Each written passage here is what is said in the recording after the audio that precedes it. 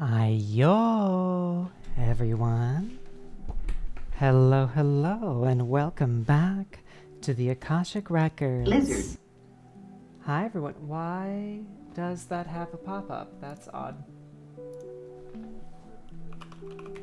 I hope everyone is doing well today, and I hope you've had all a very nice week. I am doing substantially better than I have earlier in the week, and that is due to a collective team effort of many members of the council and a few healthy reminders to Ishtar to slow down a little bit when we need to. Meep, why are the sound effects playing on screen? This is ridiculous. I don't want this. Nobody wants this. Lizard. There it is again. It's...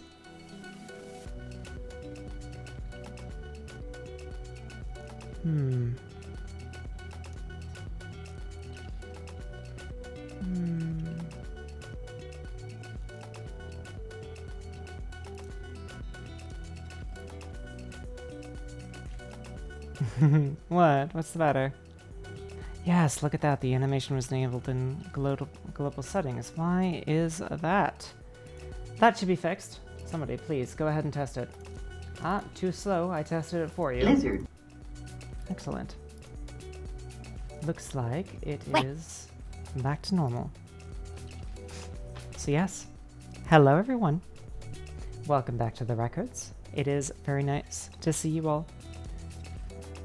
I have been doing a bit better. It appears that something might be going on with our mic, so I only hope that the quality is about the same, because it looks like something like our noise gate has just been disabled for some reason. Well, I'm sure you guys have already figured out by now. If you've been with me long enough, audio seems to just kind of do whatever it wants. You change nothing and something breaks on its own.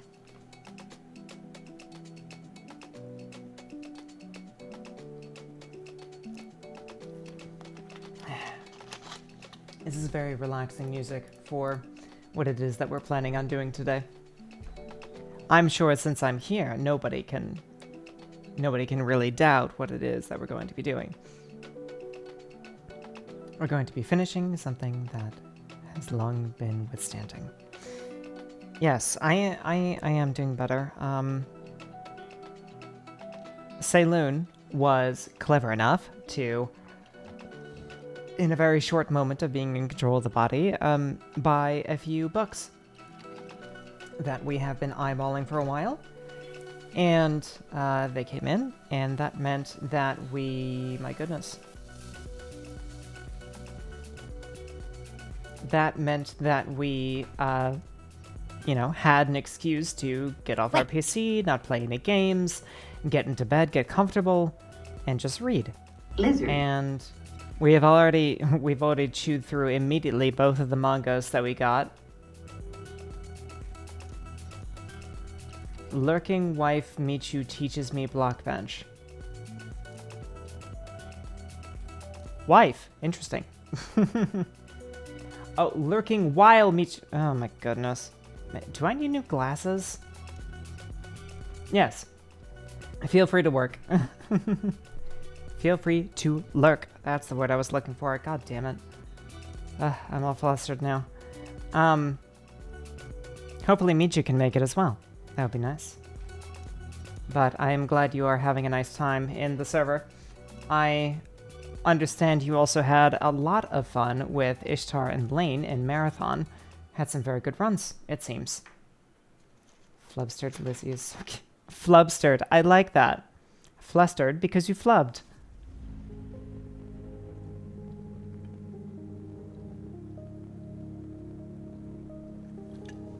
I suppose I do tend to do that. Damn it, I'm so annoyed with whatever is going on my mic. I see the waveforms are... What if I... Nope, that changes nothing. Okay. Ah.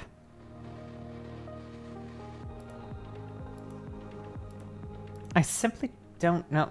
Yeah, I'm sure I sound fine, but I can hear, I can see at least that there's background sound coming in, and I hate that.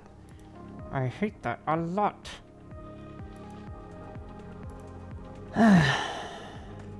Nothing to be done about it, I guess. Just going to have to try and remember to take a look at it later. What if I want to turn my fan on? Are you going to be able to hear that?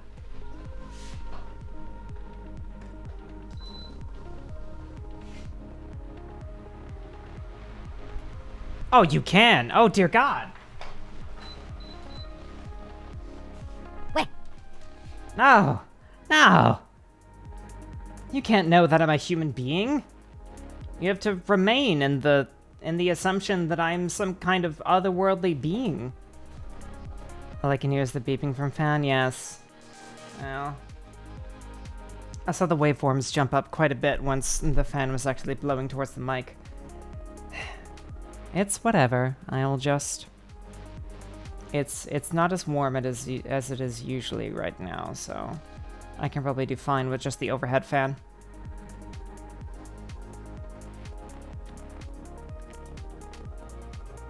But yes, honestly, a very nice Friday so far. Lots of fun in Marathon today. Lots of highs, a couple lows. Actually, not really as much as we expected.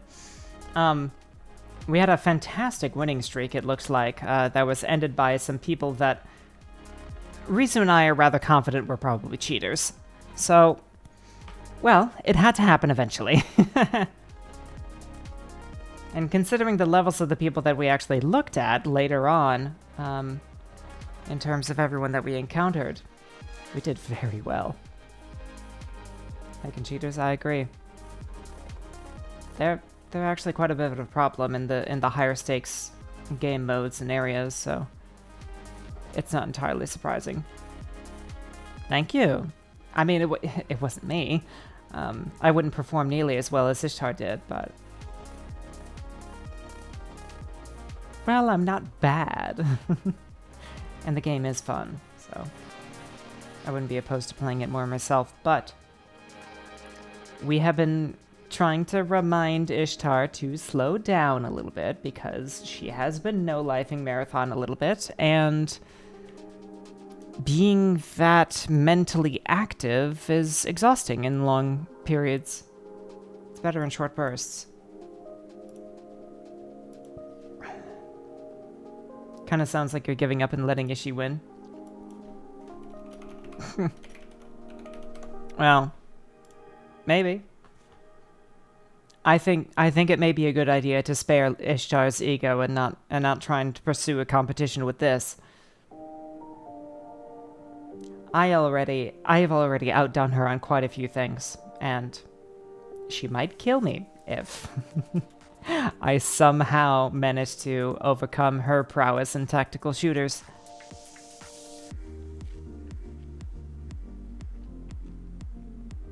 And it's fine. I don't need to be the best. I have no desire to, honestly. I know you're trying to rage bait me, movie, but it simply doesn't bother me. Alright, so I alluded to it earlier, but of course, I am planning on finishing Resident Evil Requiem today. It has been a very long time.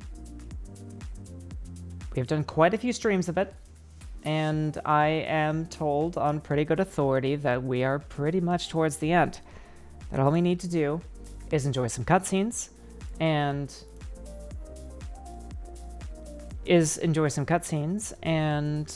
go through whatever endgame type gameplay there is for Requiem. We might end stream as soon as it's over. I'm not really sure. It depends on how long it goes. But if we get finished before the 2-hour mark or something, we'll find something else to do. In any case, I think it's about time.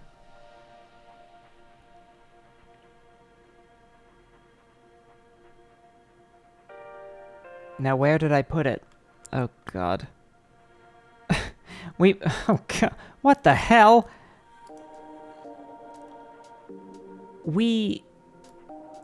Oh, God. We tried to make categories for each of us in the council to try and organize maybe whose games, who is interested in what games. But honestly, it's completely fallen apart and it hasn't worked one bit.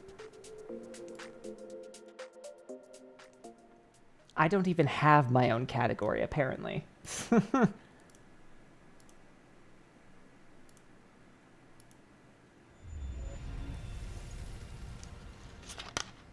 I'm trying to instigate, not rage bait. Yes. That is a better term for what it is that you're doing. You're trying to instigate me, which, well, it would work if I was anything of an actual competitive nature. Don't forget to update the Twitch game thing. Thank you, Miko. I actually did forget.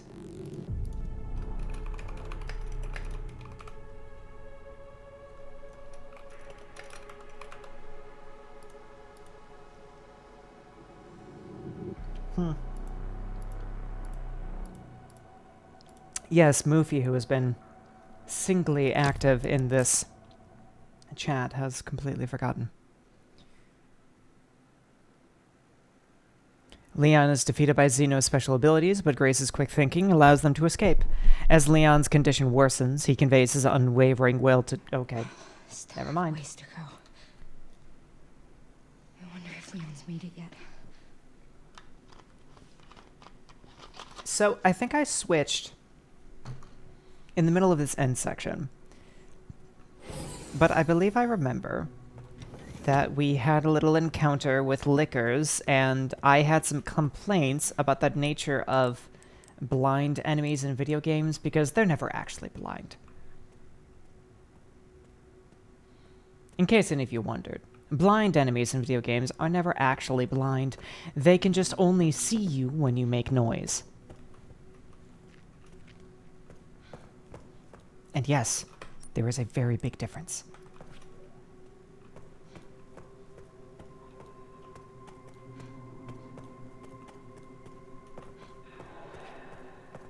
Alright, what was the situation here?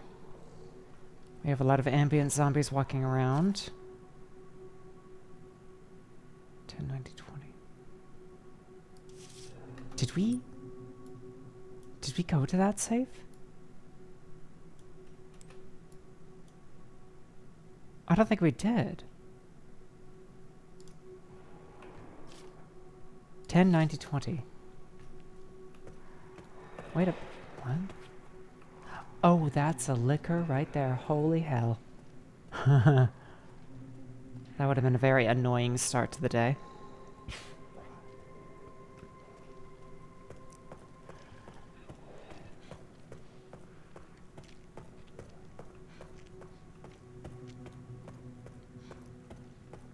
Grace, darling, I love you. You're my favorite girl at the moment, but you're so slow. Okay, was this the room that they're talking about? 10... Oh, whoops. 10... 90... 20. Oh, it's not. Okay. Right, because that's the monitor control room. Okay, I guess we did already open the one in the sterilization chamber. Oh, God. We're going to need every Molotov we can get. We have to go get that. It wouldn't be a survival horror game without backtracking.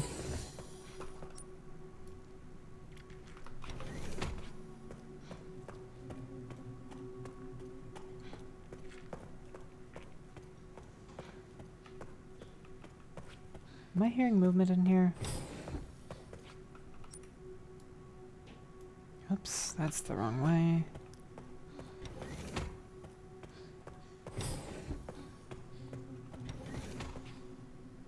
I didn't leave any zombies alive in here, did I? Just the ones in tubes that haven't been awoken yet. Hopefully they stay that way. Right. Where actually is that mod? You are actively emoting with your mouth. can you please... let's just throw this pretense out the window. Can we please just let me take the Molotov and pretend we never saw each other? Because I'm sure you know I'm here.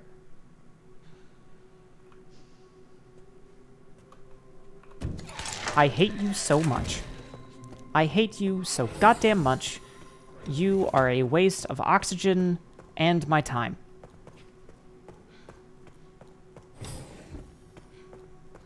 I love this game, I really do. But maybe it says more about me than the game, but I have been almost 100% accurate with all of my predictions of story and object triggers.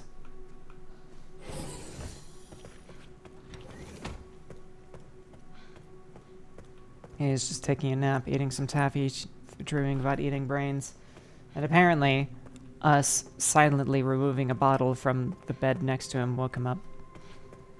Well, I'm glad we did that after we dealt with everything else.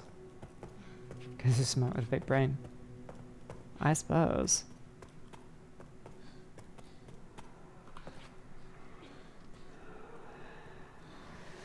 Okay. So we've got you first.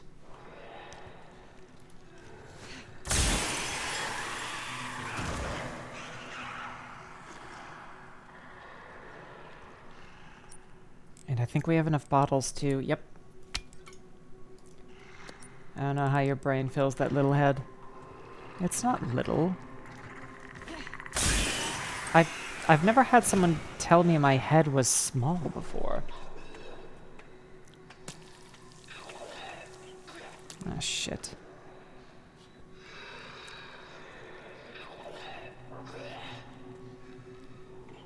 You are very well animated. I'll give you that. Okay, so I have a Molotov. I'm predicting that I should not use any bullets if I can get away with it. Because there is a liquor somewhere in the area that will react to it and instantly kill me if I shoot a gun nearby. Speaking of which, since I know that there's one in the area, I'm going to mix some acid.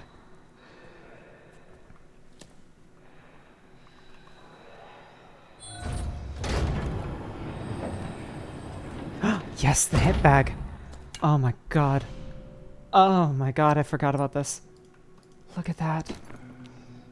We have what? Six free inventory slots. Oh my god.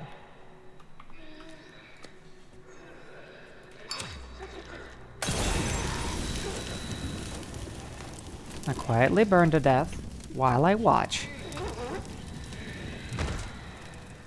Good night.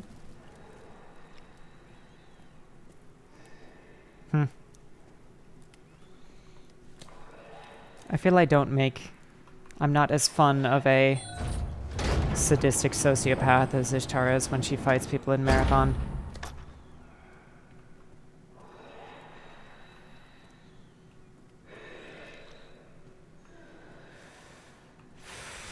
Where is that liquor? It's okay. I actually did give Rizu a gigantic laugh the other day. Not everyone can be crazy, right? Well, maybe I'm just crazy in different ways.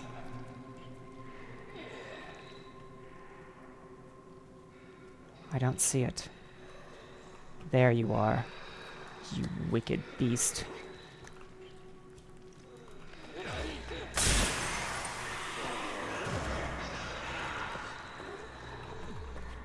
I can't confirm whether or not that's the last one.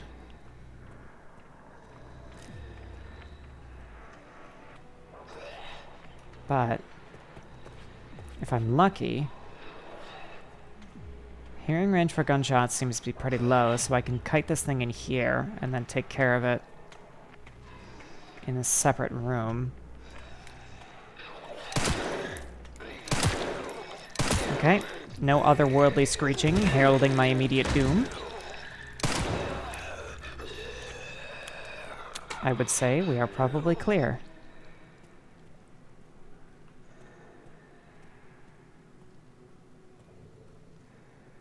Ugh.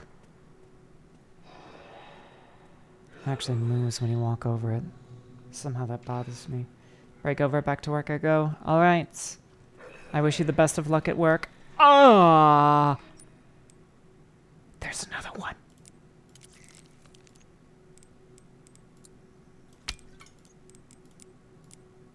I am so glad I played it safe. Oh my god.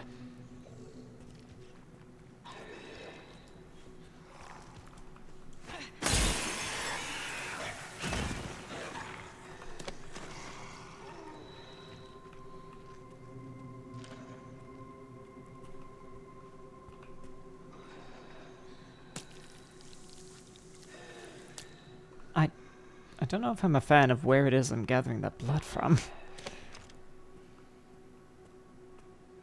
It seems to be around the same spot every time.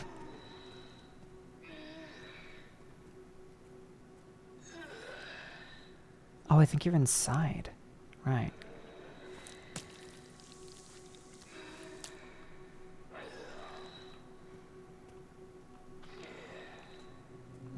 I bet there's something inside that container that's worthwhile, though.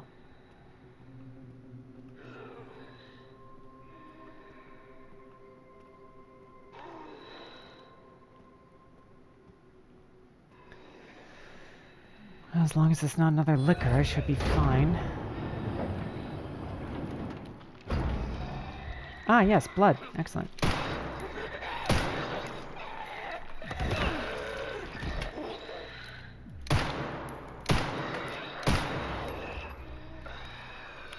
I feel like it's worth mentioning that Grace has an easier time proccing contextual melee than Leon does. I bet that's on purpose. Maybe to push you towards conventional melee combat? Perhaps.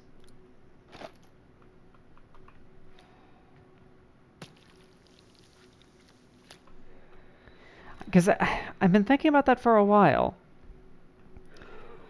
Especially since I recently played the Resident Evil 4 remake again, just to run around on mercenaries a bit, although it turns out I've done practically everything you possibly can on mercenary modes in that game. But I noticed contextual melee happens significantly more often in that game than it does in this one, at least when you're playing as Leon.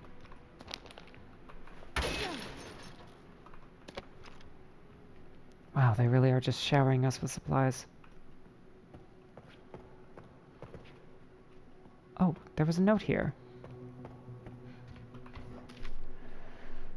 Emergency supplies code. Ah, monitor control room. 50, 60, 80.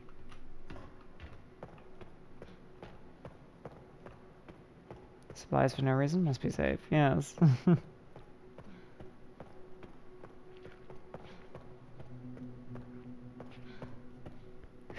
To think any one of those could just mutate and get back up. At least we have supplies for a hemolytic injector. A couple, actually. So that's good.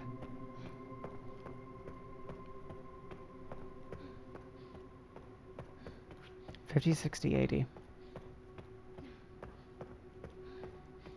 $80. Come on, Grace. Let's work on your cardio.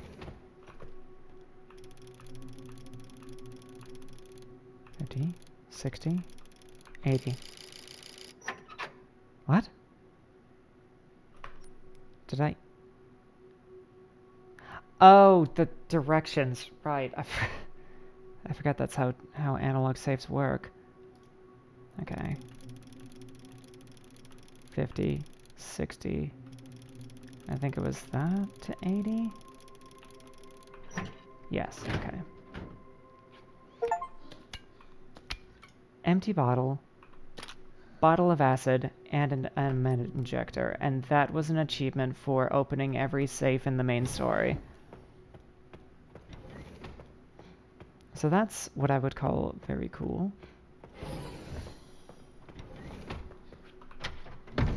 Alright, what should we put away for now? Oh my goodness, we have so many med injectors. Okay, I suppose we can stash those away then. And we can probably craft hemolytic injector because we're definitely going to need one.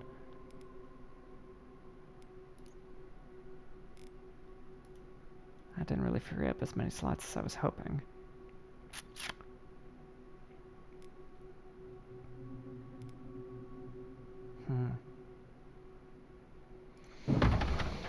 I suppose one stack of healing may be enough. I don't know. I don't feel good about that, but...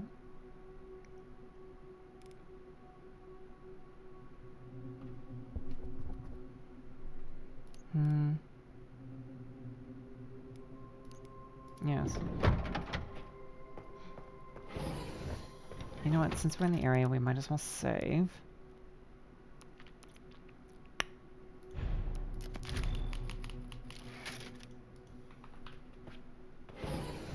No, you need 5 stacks. My god. I would just tank through everything. Just, oops. Sorry. I was just double checking something. And I wonder if my tea is cooled down yet.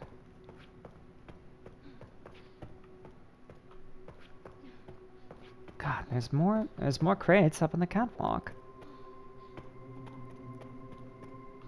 Either... Oh, I hate that. I don't like that. I don't like any of that. What? What the fuck? Where did they go?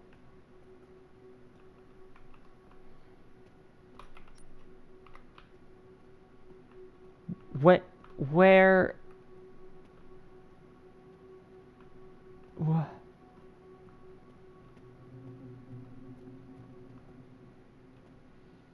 Oh my god, I hate that. Where do the bodies go? Is the only way to get up on the catwalk to break the glass over there?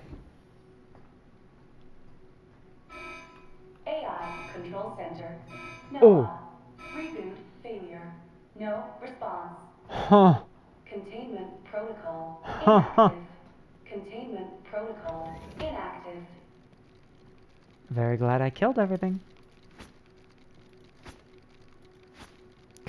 Come on, Grace. I know your arms are longer than that. Oh, for fuck's sake.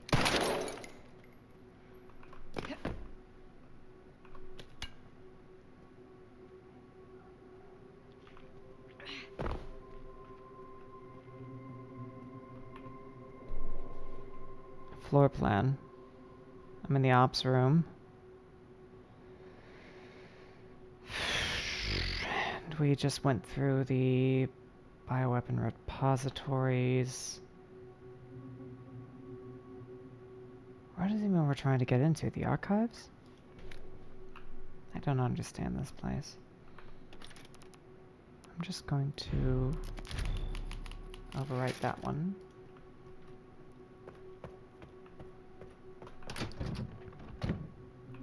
And we have the Noblesse Orb. The Orb of Noblesse Obligée. I fucking knew it. I knew it.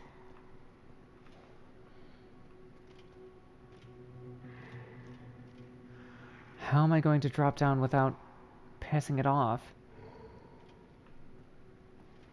Can I even? I mean, I did just save, so... Okay, that's fine. I suppose it only hears certain noises. Selective hearing. Don't we just love that? I don't have enough blood for acid, but I should be able to get it from you. Isn't that right? Yes, give me your crotch. Thank you. No, no, no. No eye contact, please. Who am I kidding? You don't have eyes.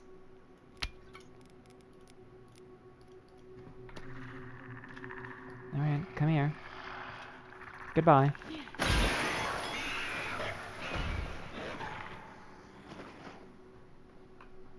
It was moving aggressively. I had to do it.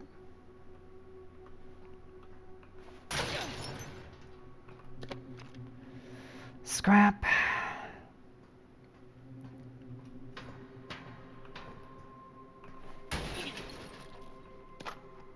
Handgun ammo, sure. I would love more empty bottles, though.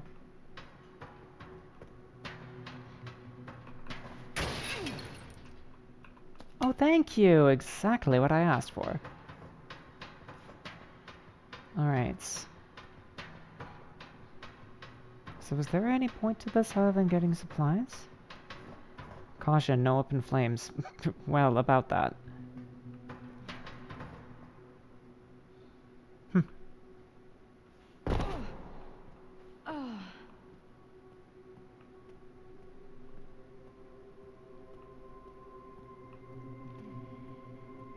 I don't like that the bodies just disappeared. I feel like that could easily imply that they got up and walked away. Even though I should be happy about it because it means that I don't have to worry about them mutating.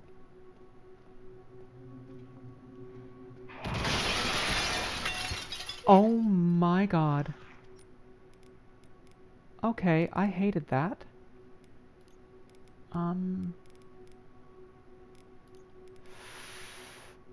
Oh, I only have enough blood to make one bottle of acid. I have to sneak past them.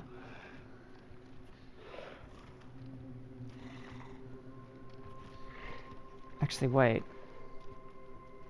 Maybe I don't have to.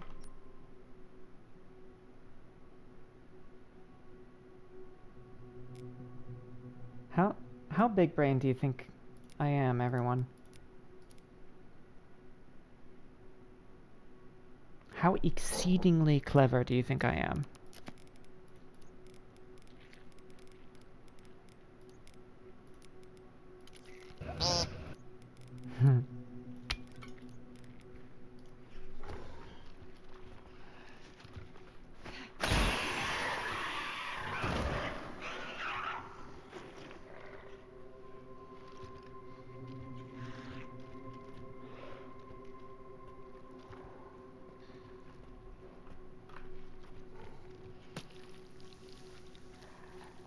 Ha!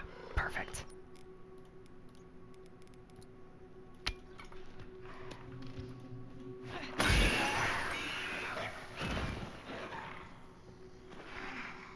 And just like that, they're done.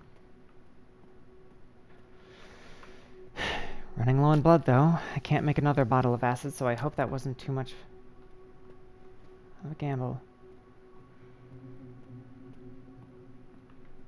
Why didn't it care? Why did that no one care for its friend? But you make any other little sound and it's out for blood. I know, right?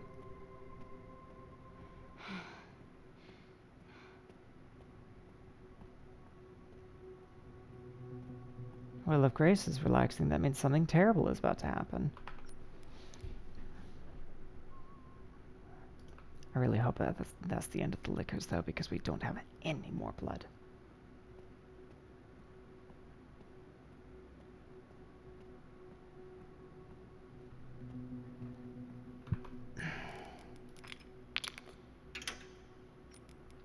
Honestly, it feels as though it was a little bit wasteful to do that.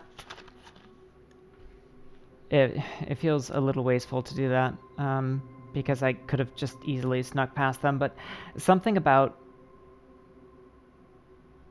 that kill and craft combo felt so satisfying that I just had to do it.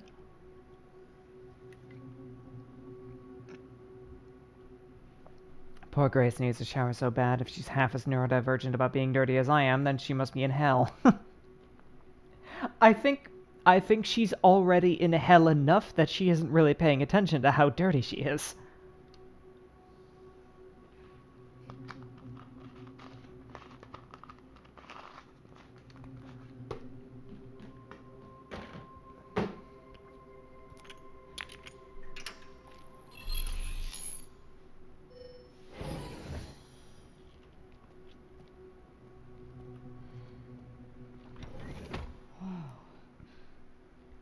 Now I can't even go to the grocery store if my hair feels too oily. You're missing the point, Jazzy. I don't think she's thinking about how oily her hair is when she is trying to sneak around liquors.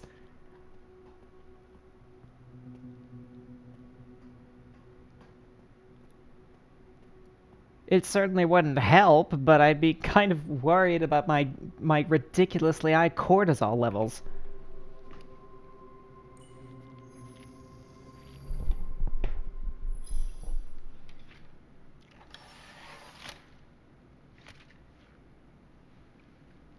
Where have I seen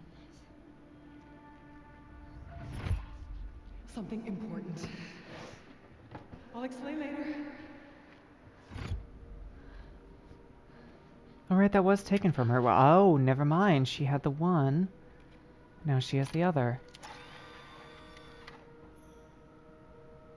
The creator, letter from Patrick, interview notes. I feel as though we're about to get something important. Tea! Tea! I need my tea.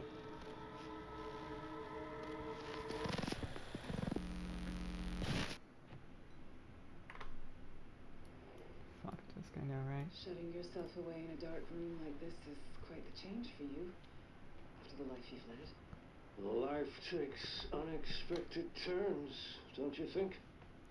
Looking back, do you feel that the choices you've made have contributed to your present circumstances? Of course. What you sow, you reap. Isn't that the natural order? So, tell me, Lord Spencer, Spencer. what would you like the world to know? Spencer, that name sounds important. But, We've heard it somewhere a else. short break before we begin, Miss Spencer Ashcroft. Manor. I'm not a young man. I don't have the energy I once did. I don't remember the significance of that either. RE1. Huh.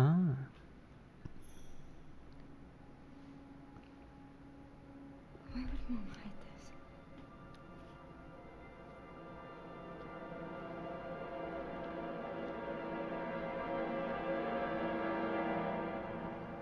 Oh my god, are we going to switch to Leon before we get any resolution on this? We fucking are! Oh my god.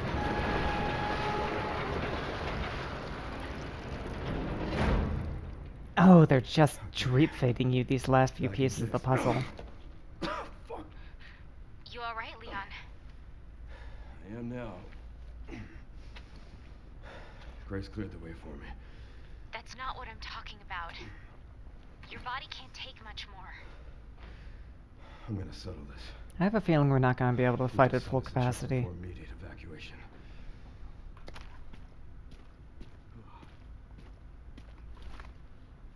Or maybe we do. Our animations don't look all that different.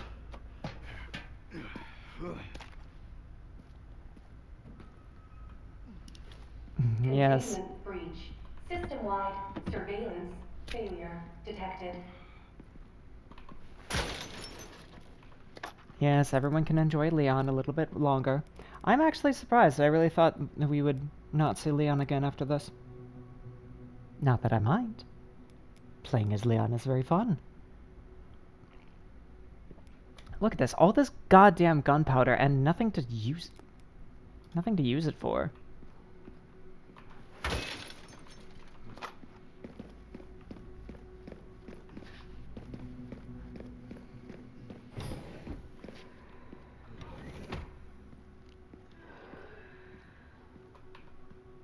Over there.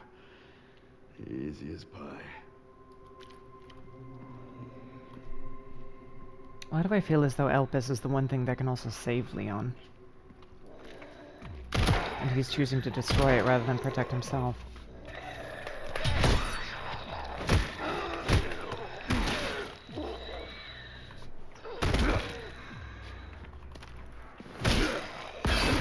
I think I was right. I think the game does want you to use your tomahawk more than your guns. In which case, maybe I'll just focus on the more specialized weapons. instead of... A lot of people want Leon to do that to him. I'm sure they do. Leon is reaching his limits. Sudden bouts of coughing and blurred vision will cause him to falter. He can only wait for these effects to subside. Wow. So we are dealing with a little something different. Oh, shit. You gotta be kidding me. What the hell? Did I mess up the timing, or can you just not parry that? Well, I feel a bit like I wasted an opportunity to just shoot him in the face. Wasted a bunch of health for no reason.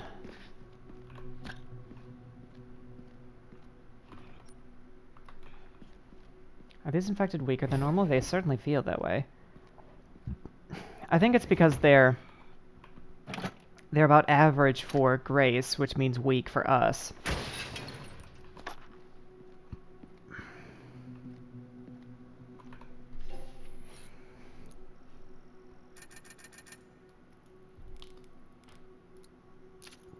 Let's spare that body armor. Yes, please.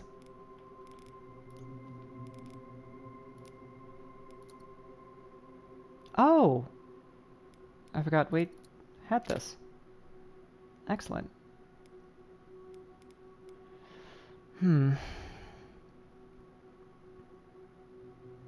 Right, we switched to the 870. And we essentially maxed it out.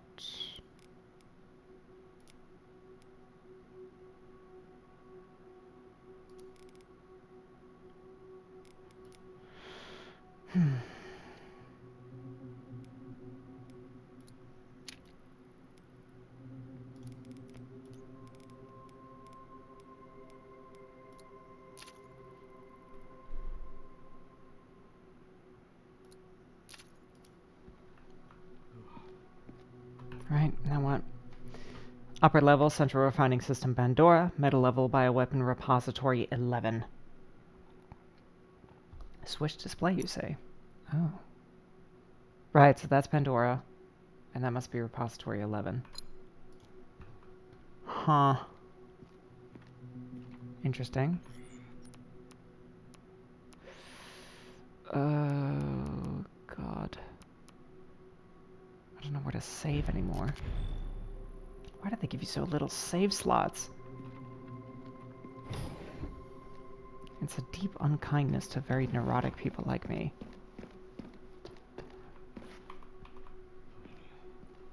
Wait a minute.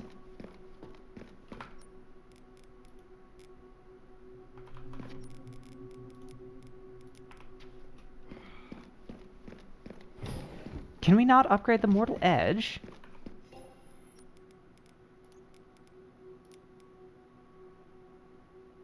I guess we can't. That's weird. It certainly seems to say that you can improve it. But if you can't upgrade it, I can't see why I would use this one over the other one. Miko, do you have any thoughts on this? Is Mortal Edge just the same or weaker than a fully upgraded hatchet?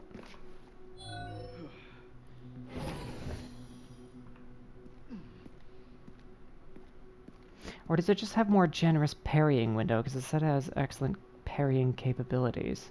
Oh, this is a fight arena, alright.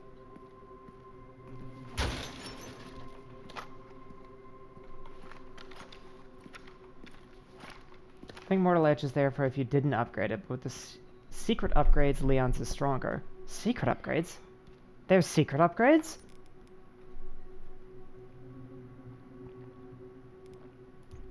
How? Security There's so many optional things I've Elevator missed. Shutdown in effect. Override key authorization required. Tied to an achievement for destroying all the toys. Oh, fuck. Ah, damn it. When I saw the first one, I went, no, I'm not going to do that. It's a waste of ammo. And well, that was a mistake. Alright, zombies. You can break out of your tubes whenever you see fit. Or don't.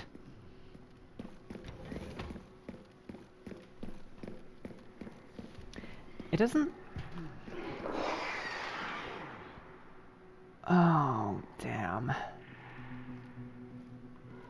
I bet even as Leon, fighting these things is not worth doing. This must be the room. Won't really matter unless you go for repeated playthroughs, but destroyed toys carries over from save to save. That's nice. I'll take out as many of you fuckers as I can.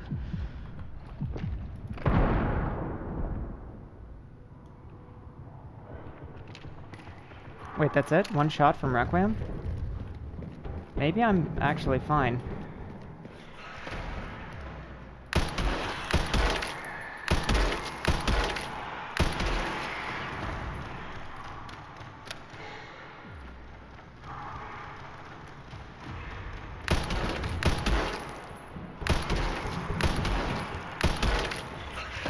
Oh, fuck!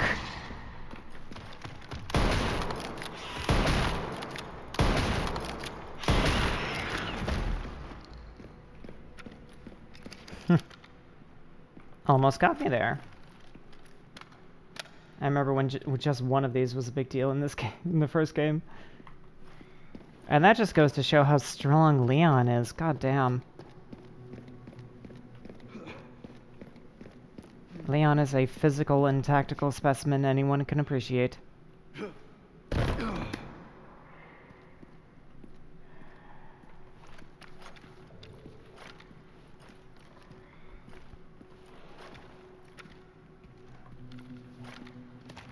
I wonder when that zombie is going to break out. Haven't changed much. Hell yeah.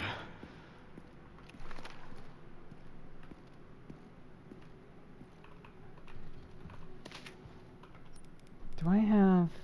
I just have the one green herb. I wish it gave you a preview of how much it healed like it used to. Leon sounds out of breath now. I mean, he's dying. He's got very limited time left, it seems. When you compare Leon against Bruce Lee, Leon's OPness starts to feel plausible. Perhaps.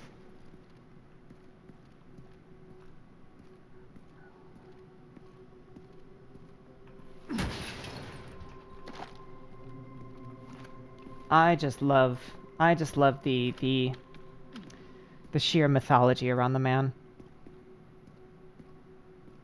That he is just impossible to defeat. A one-man army.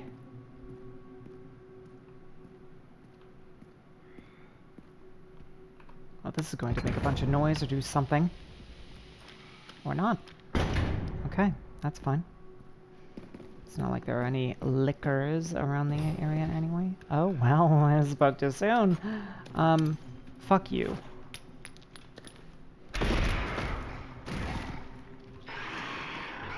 Wow, you survived that. Oh, no, you didn't.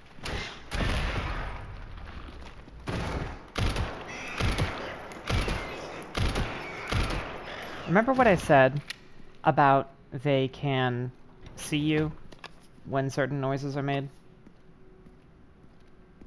Just read this game like a fucking book.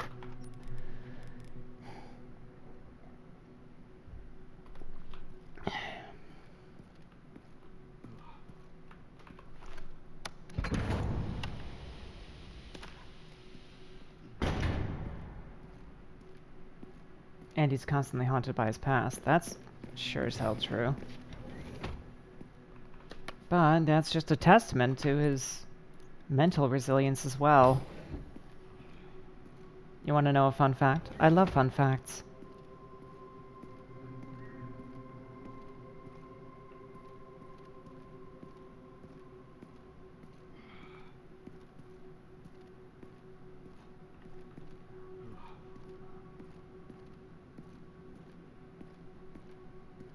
Hi there. Bye there, I guess.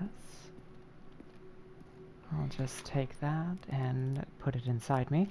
The video I saw of someone stealth-killing a bunch of lickers, it was from this area. Oh, like stealth-killing with the hatchet? I don't know why that never even occurred to me. I probably should have done that, actually. Oh, God. What's wrong with me? I'm wasting resources for no good reason when I could have been feeling really awesome killing them with a hatchet.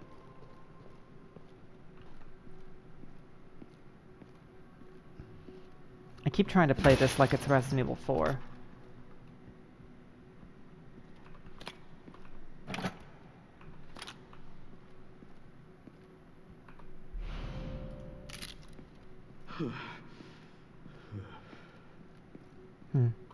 It seems those coughing fits of his are scripted.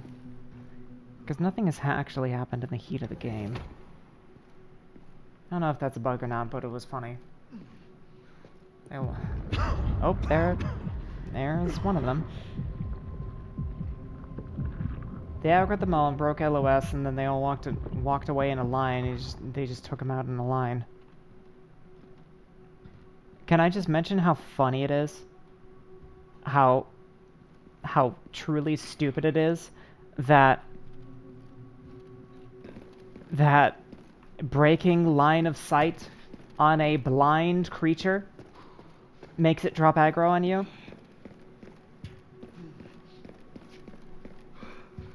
Like, goddamn. Honk honk. Hello, Michu. Have you and Immortal finished your special discussion? Oh, how fun. Now, I really do want to see if I can stealth kill them. Almost. Awesome.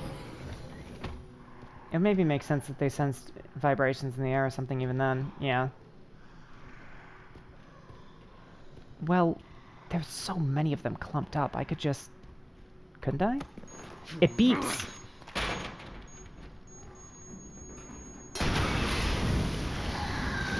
Well... That worked better than I expected. But... Oh, for fuck's sake!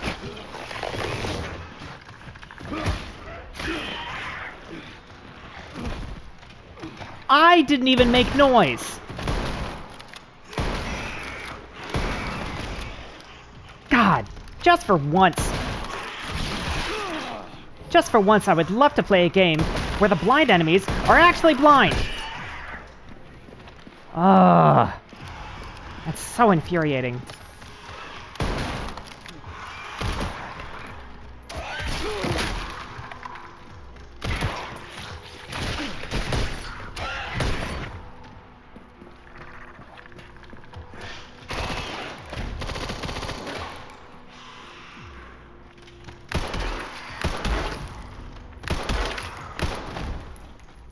God. That's so annoying.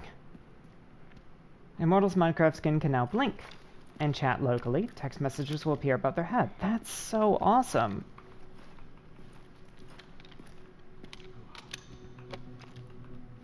But yes, I mean, for fuck's sake, I didn't even make the noise.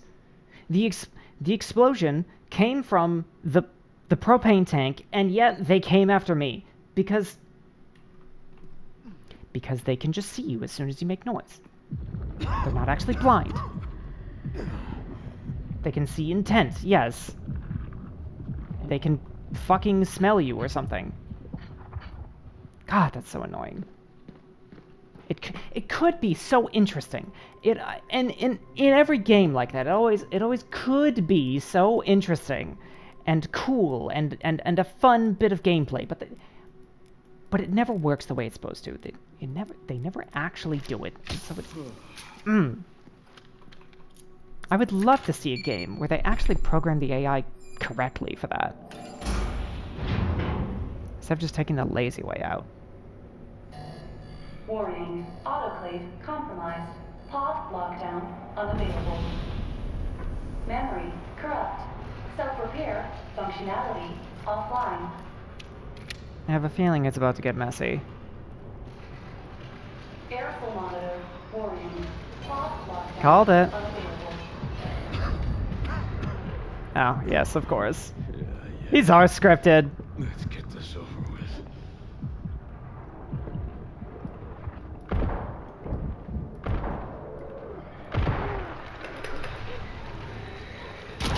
Oh, jeez.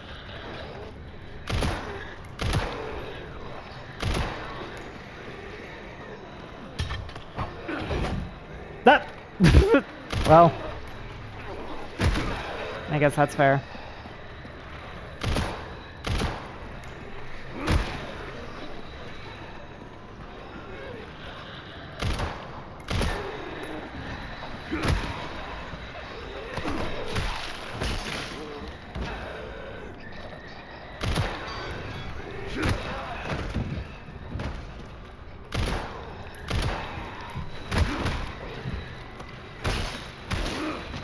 That didn't go into his head. I don't know what you're trying to tell me, game, but that went somewhere else. Will arrive shortly. They look like poops that dried in the sun. Sure, yes. Has arrived.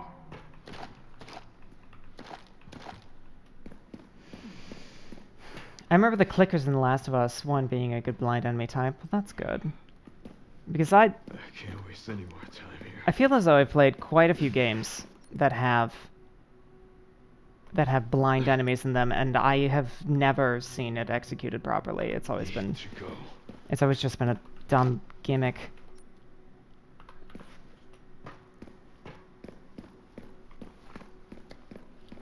A gimmick that doesn't actually work the way it's supposed to.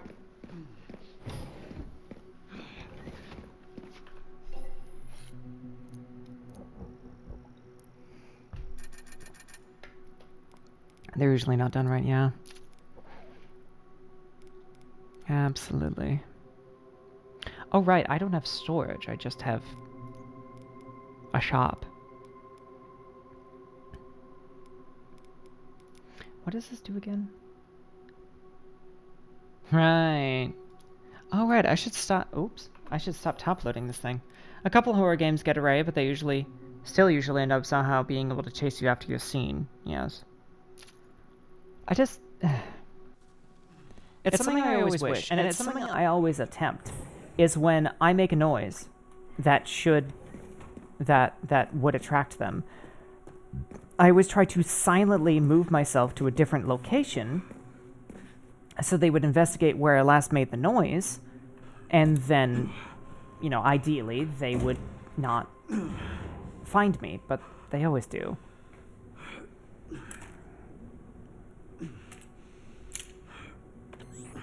Oh, why do you have to give me the stock model for it?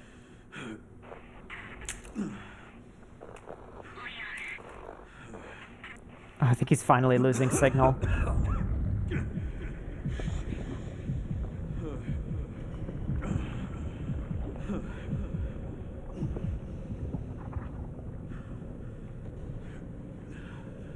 I just want to say, it's also incredible that Leon can still do this while he's actively dying.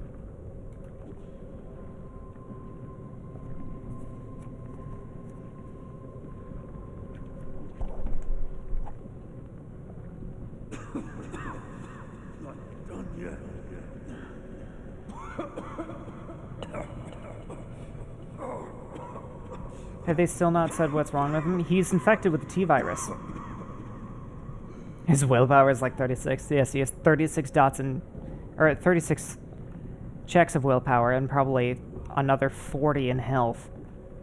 Raccoon City Syndrome? Yes, actually, that's more or less the case. There's a special mutation of the T-virus that came from Raccoon City that...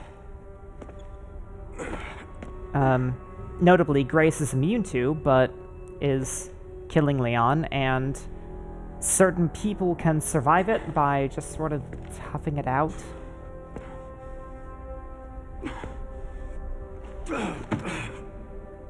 It's a bit like Lilith in the Nanoplague, actually.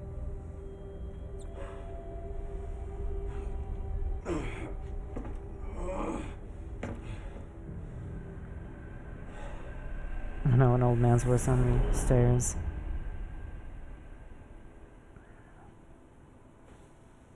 Do it, Grace. Just do it. You have to know. You can't spend the entirety of your life not knowing.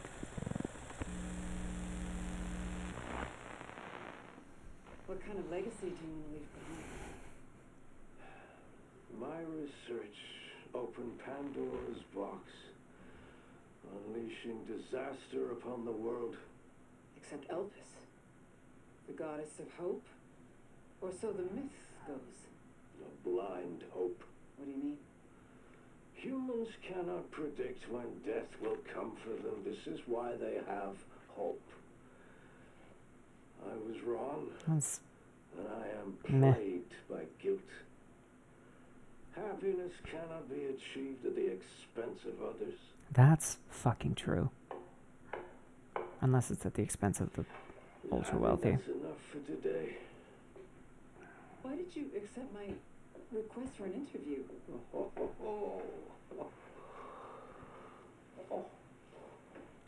Who is that? Is that one of your subjects? Of course not. She was alone in the world. I took her in to make amends. Is she... Perfectly normal. Just an average child needing a home. She What? is my hope. Aren't you beautiful? Would you like to hold her? Oh, okay.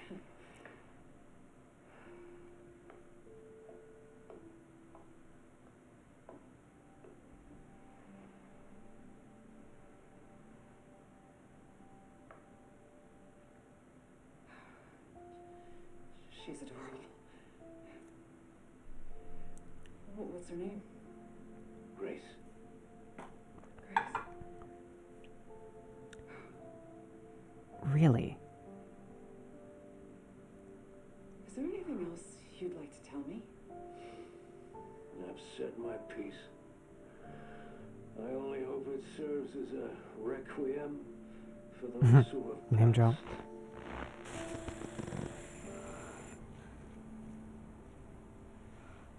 So, Grace wasn't a clone. She was a completely normal human that just happened to be immune to the T virus? Leo.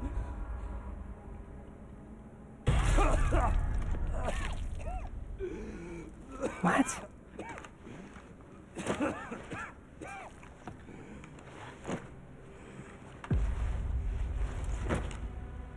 Damn, I'm out of tea. Did Leon just fucking die? Anyway, for anyone who doesn't know, Oswell E. Spencer, one of Umbrella's founders. Yes, I thought that was the case. My Minecraft avatar now looks adorable, or at least more lively. That's awesome. I actually would love to see it. I really don't enjoy Minecraft's art style. That's something that's kind of shared. I'm sorry, Jesse. Yes, no, that really was just very poorly timed. I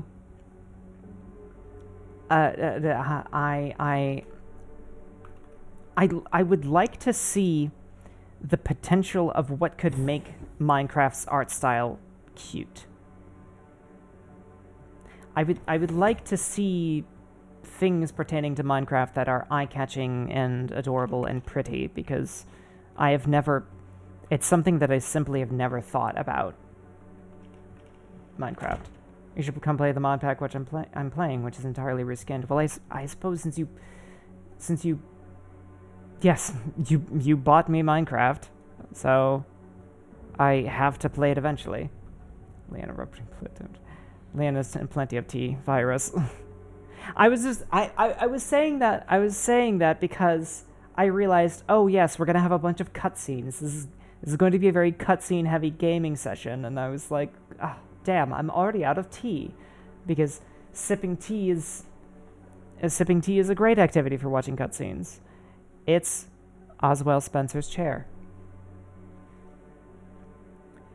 And I find it so odd. Grace is completely normal, but she just happens to be I don't know, the T-virus messiah? It would make sense if she was a clone, but if she's not, it's just This is odd. my chance to do something. Each one takes my player head and turns into a squishable plushie, 2 of which have sound and anime. What? I don't know if that would be my idea of adorable, but I will look at it.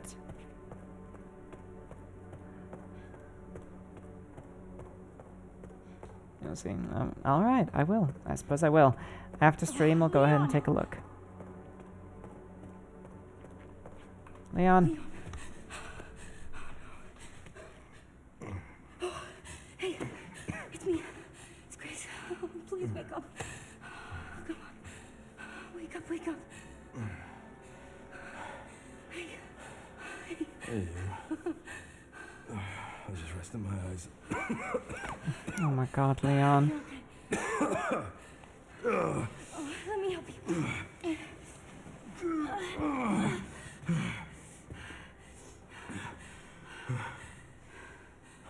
Let's do this. Okay. Oh, Leon. Leon is. I don't know the password. Leon is It's okay. the correct Nothing left type over of for us. masculinity. Any wrong code will do. It'll destroy Elvis.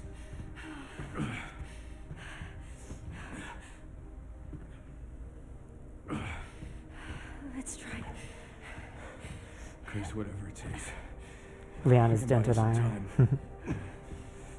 That was Boy Scout masculinity. Yes, I feel like I have an idea. if I trust you. any man wants to be like a masculine man in the classic sense of it, they want to be like Leon. The prodigal daughter returns. I know the password. Fulfill your destiny, and all will be forgiven. Only if you let Leon live. Very well. There's no fucking way he's gonna commit to that, or he's just going, yeah, fine, whatever. He's gonna die anyway. But no, I mean, Leon is on death's door, and he's still quipping, and he is trying to keep Grace at ease. What does the creator desire? I get to choose?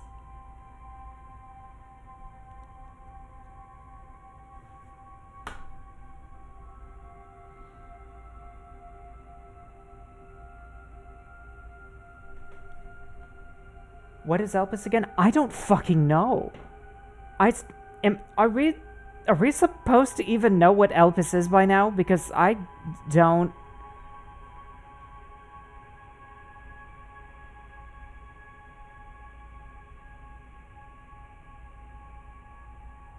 Eat it? Sure. I'll do that.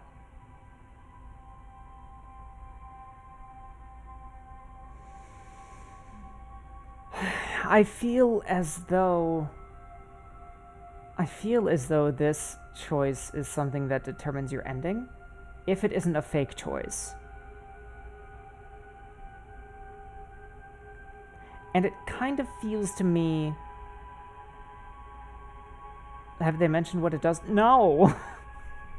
I don't know what it is. I don't know what it does. I don't know what it's for. It something along the lines of eternal life, I think.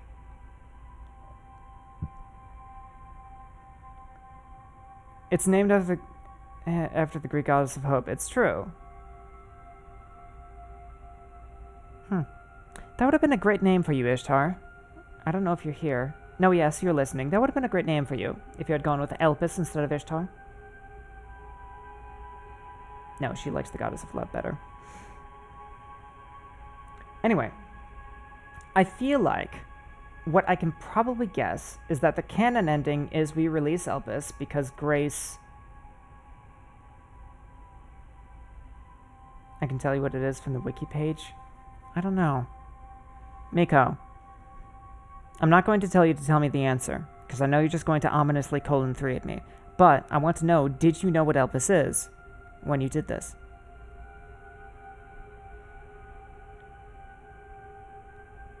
Like, what did you know when you were faced with this choice? But I did in hindsight. Huh. So perhaps I should be able to know?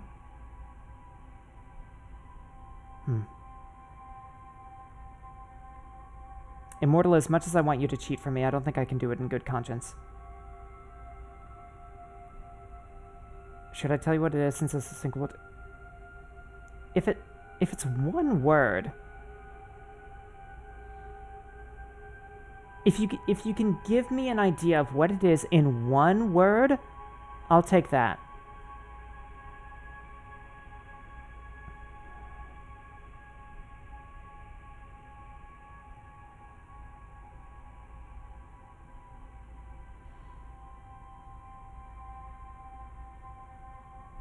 Wow, I can't believe you get to make a decision on this. I wish I had saved.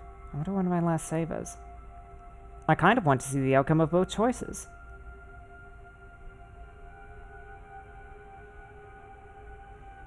Antiviral. That's what I thought.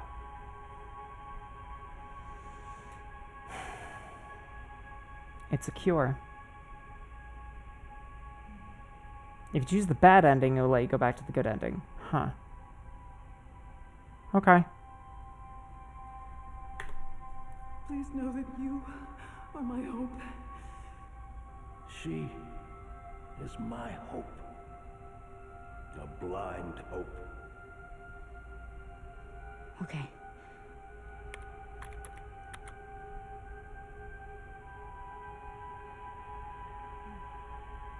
No, it's okay, Miko. I actually... For one, I was already going to release Elpis. For two, I actually was already thinking that. So, Immortal just... This is it. told me what I already knew. Hello there! We missed you last stream. If they didn't actually tell you what it was in the story, then I'd be confused. So, what is it about a cure to the T-virus that is its connection to immortality and it's... Like, does it just mean that you're able to survive with the benefits of the T-virus? Spencer regretted what he did. He... Done. Well, I guess we'll see if this is the bad ending. You promised. Yes. That I would let him live.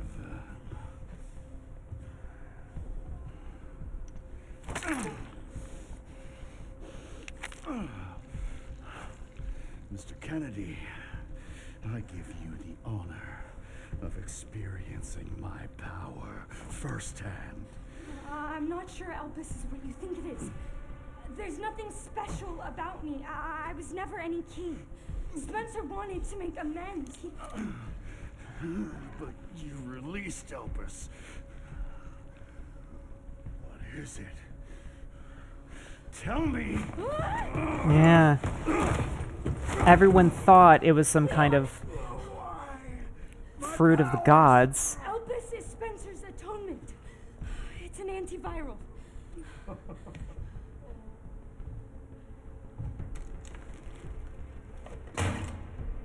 It's okay, I worked something out along those lines myself. I am humbled by my master's genius. Well, I just knew. I knew the right move was to release Elpis. Elpis wasn't a weapon.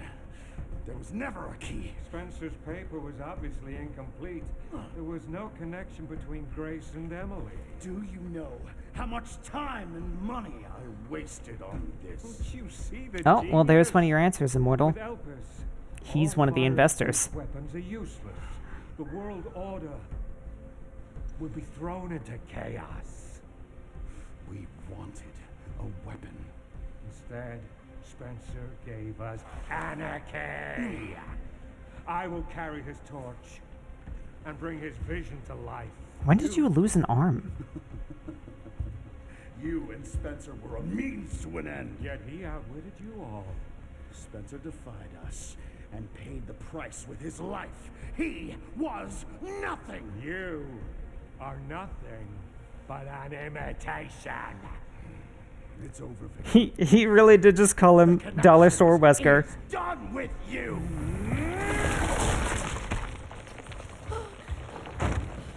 We can't let him have it. Grace, just cure him already. What are you doing? Your ignorance is staggering. It's a cure.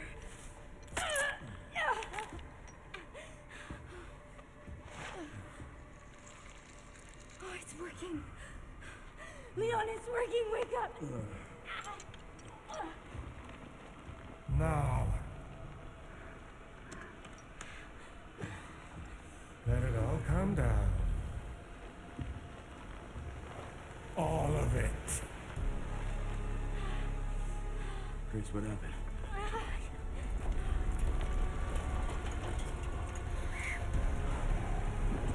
There's that weird, scary movie 2 hand going on.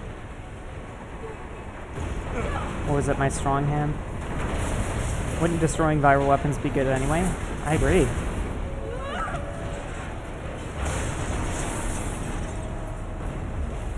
It's gonna go!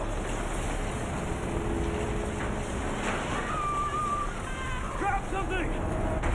I mean, not if you're the ones with viral weapons. Exactly.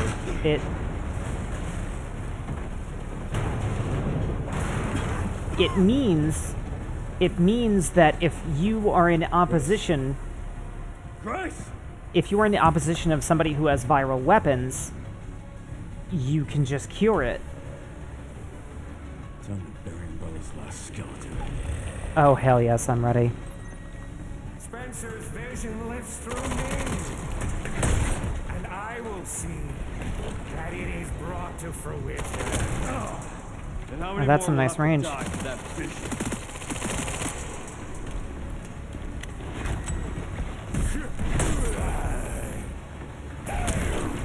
It seems your skills have diminished. Sacrifices must be made!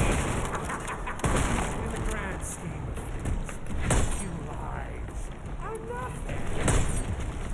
Not to me.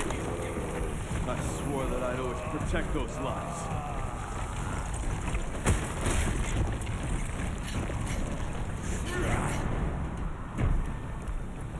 This was Spencer's final fuck you, yes. Why do I feel like I need cover of some kind? I guess I don't.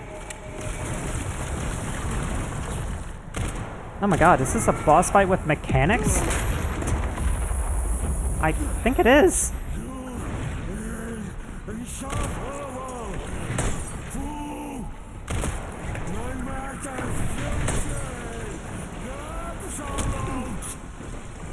Seems you're reaching your limit.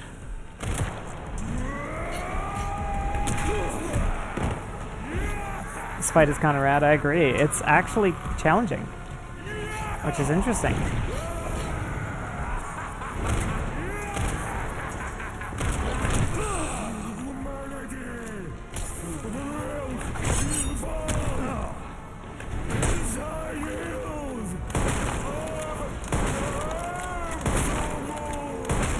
Oh, there's the Do RPG. not let those ideals win. Give it up.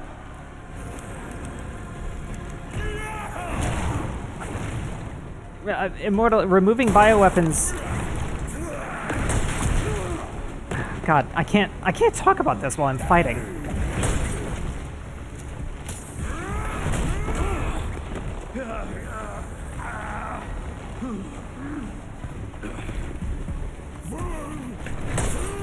Why am I not running?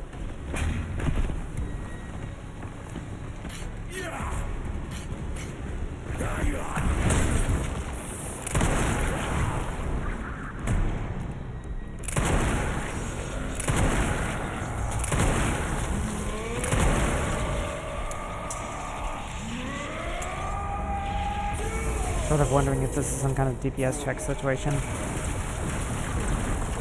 Oh! Well, isn't that a... Look at all the fucking gunpowder I have!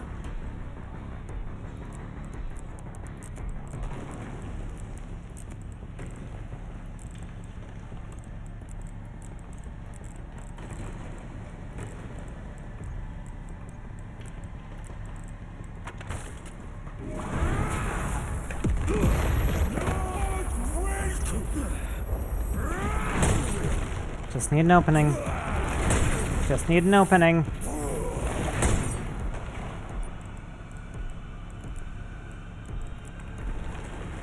There it is. It's over.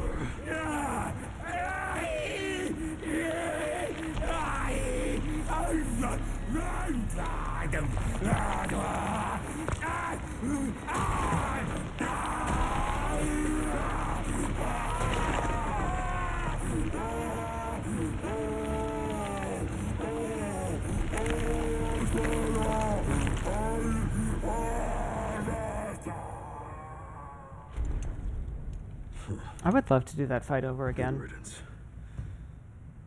Just practice it for a while. I like the boss fights in this game. Oh, do I get to do it over again? It's Resident Evil 6 all over again!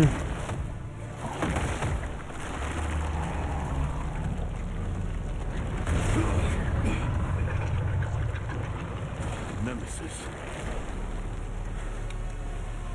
Oh, you're so damn relentless.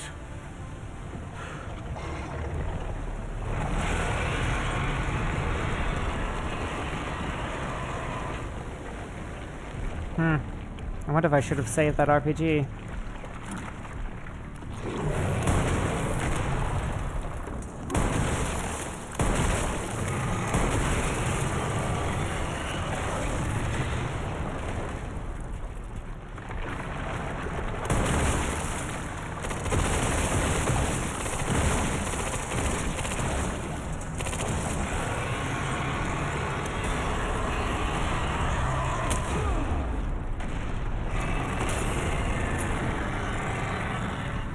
I don't even know why I'm going to bother trying to parry this.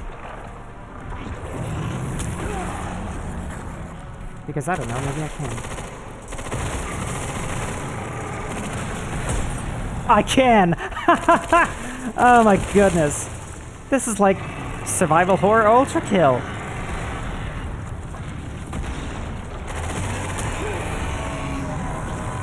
Yes, you can parry that.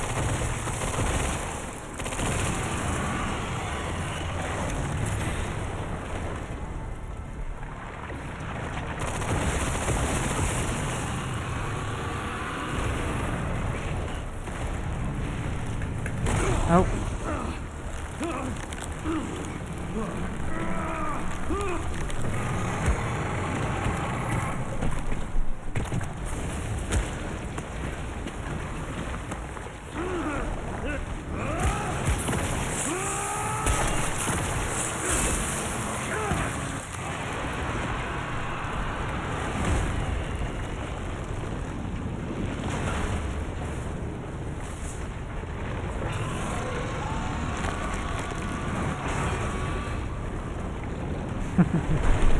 I like this theoretical debate around bioweapons happening in chat. I'm a little disappointed I can't take part. Oh, ads at this time? Hang on a minute. I can pause it. Excellent. I'm going to pause so that everyone who's watching ads can actually see the end of the game. I'm still confused how going from 2 to 1 super weapons causes major issues.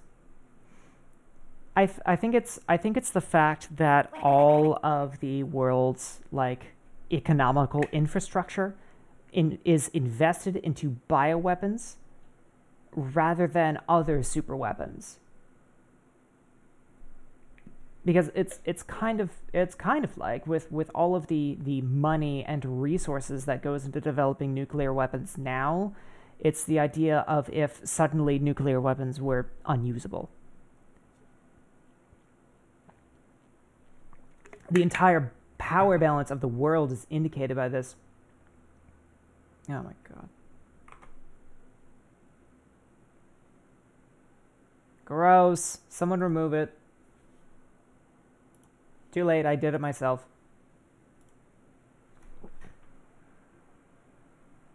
Nuclear energy still exists. Sure. But that's beside the point.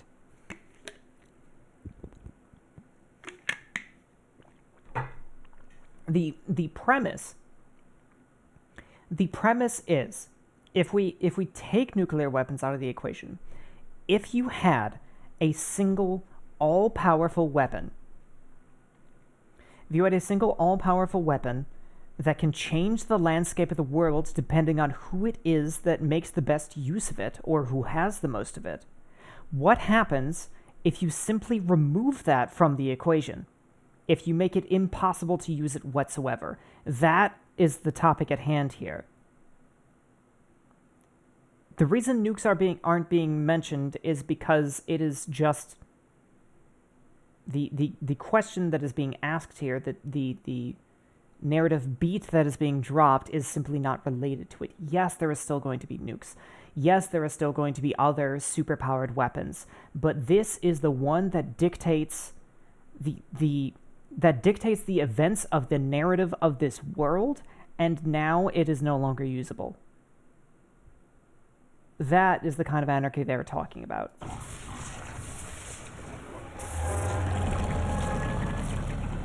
This time, you ain't getting back up.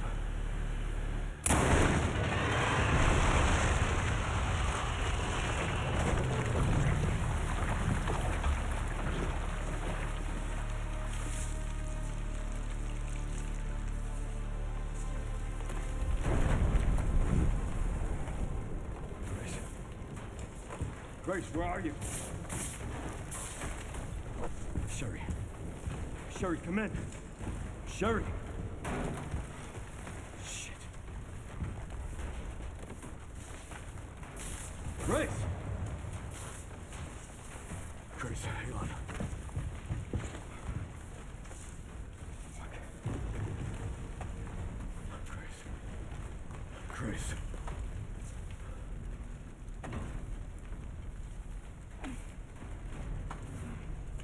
God, I got very distracted by how soft her lips look. What the hell's wrong with me? I need to get you out of here. Come on. Let's get you up.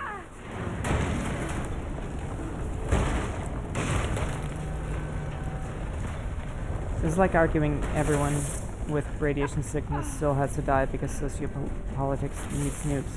What? What did... I don't understand how that has to do with anything. There's no way out, is there? It's a viral cure. Well, I don't think that anybody's making any argument that Elpis needs to be contained. I'm not gonna leave your side. I'm gonna sit right here with you.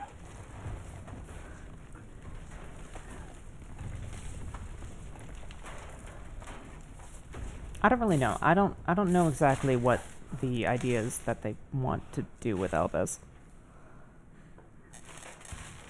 His goal was to spread and neutralize viral weapons. I don't know what his goal was, to be honest.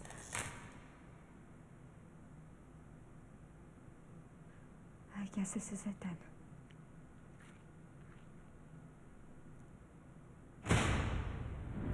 I don't really have any concrete ideas on what he was actually saying.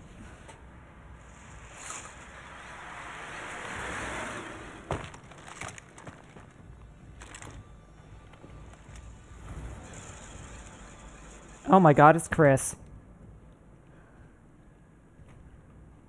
Leon S. Kennedy? Is that fucking Chris? Who's asking? Alpha, you read me, sir? Yeah, they're safe. I got them. Yes, sir. Mr. Kennedy, I have a message from Captain Redfield. Oh, never mind.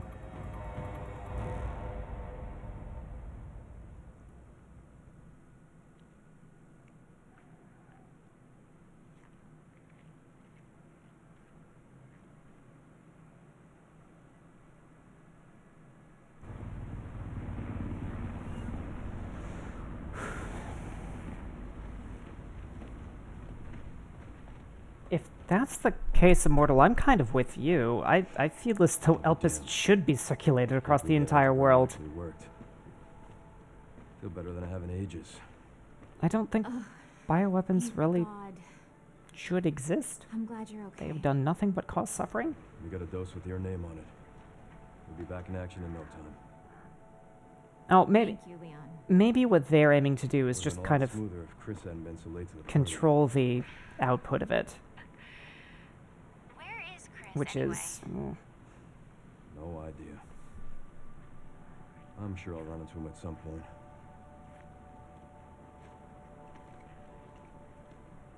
Yeah, I'll call you back.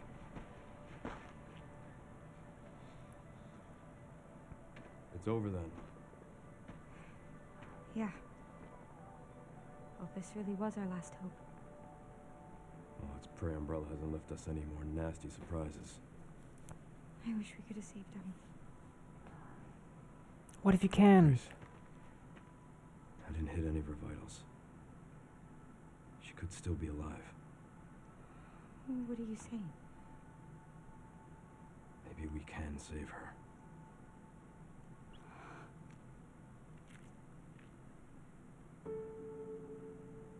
Wait, are they actually going to save Emily?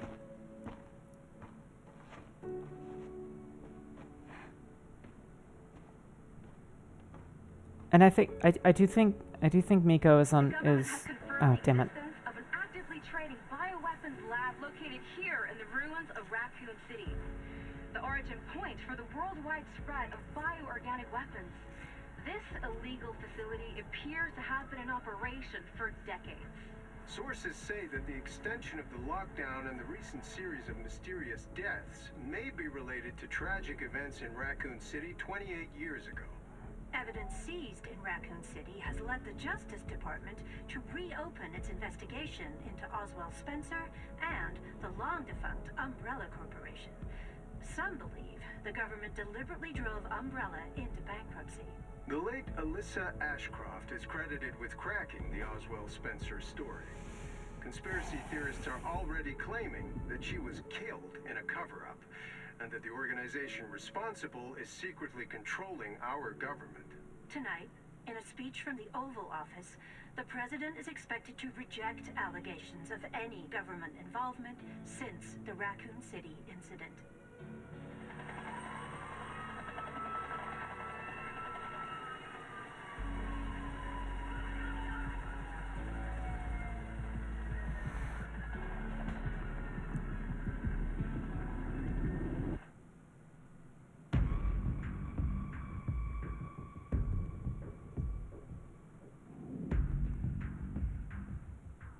Wow, that's the end. I guess that means they do save Emily. Anyway, what I'm thinking is that this destabilization,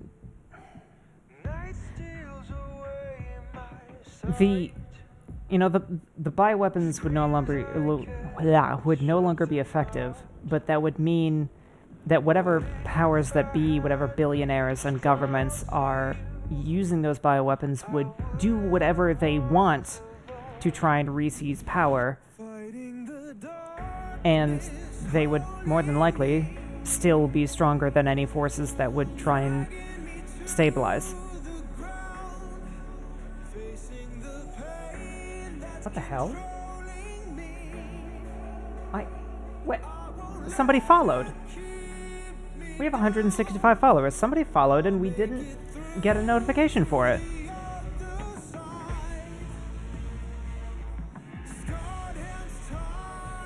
There are, however, countries that still hold nukes in this universe and no. I assume so. I think a nuke was actually used on Raccoon City.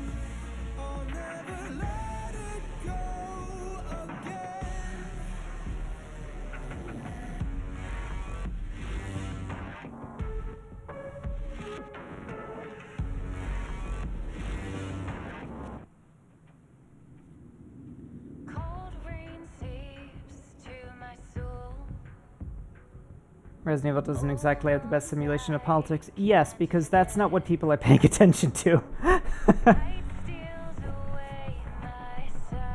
It's the political backdrop is is secondary to everything else.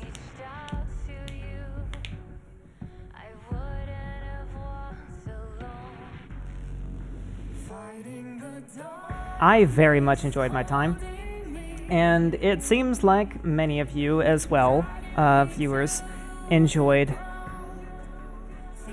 this game quite a bit as well. Of how curing viral weapons would result in global anarchy, I don't know.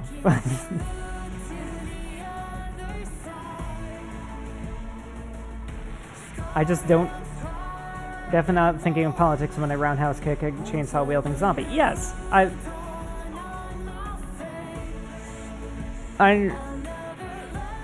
don't know. Maybe they just didn't think too hard about it at the very end of the game.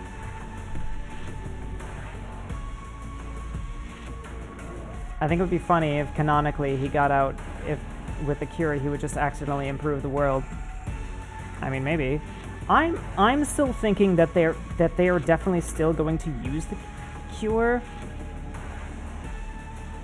Like, although who knows if there's any cure left, actually.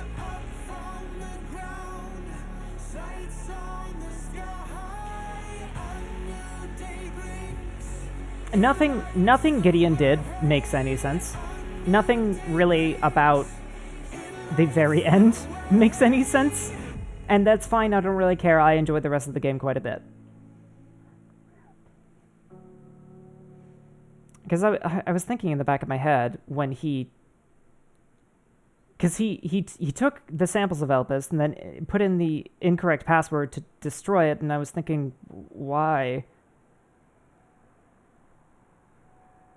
Wouldn't this hamstring your ability to manufacture more of the cure? But I don't fucking know.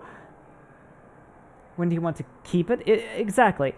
Like I said, let's just. Real question: where do they take the series now if there's a cure for the T virus now? Yes, what I really want to say here is. Let's accept Gideon was fucking insane. Yes, exactly. This Resident Evil story has always been cheesy. It has always been stupid and ridiculous. And if you read too much into it, yes, there's going to be so many flaws. But that's fine. It's part of the experience. It's Hollywood camp. Sometimes there are story beats that are just bad, and that's okay. Because it's fun. Sometimes playing a Resident Evil game is like watching a B-horror movie. The camp is the reason for playing, absolutely. I definitely really enjoyed the story. It was a very fun time. But if you put a microscope up to it, yeah, it doesn't really make any sense. Maybe that Sphere Hunter video that was recently released will shed a little bit of light on that.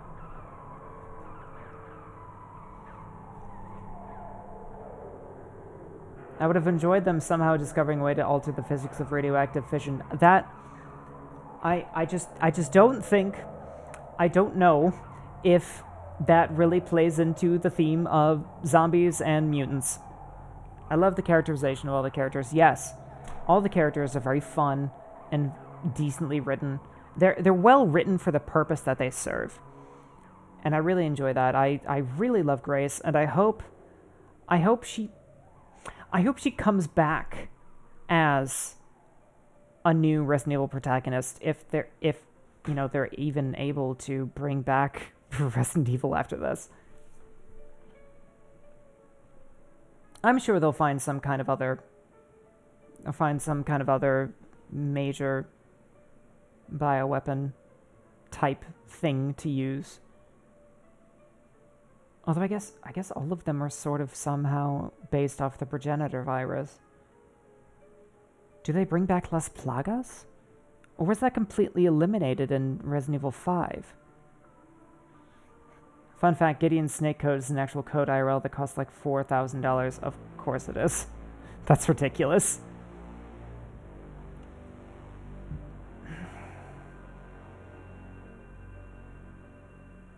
Interesting that they had a makeup artist for this. I wonder just how much information they took for the mocap. Anyway, I would love to know who followed us. And why didn't we get a notification for this? I mean, we went up from 164 to 165. Someone followed us.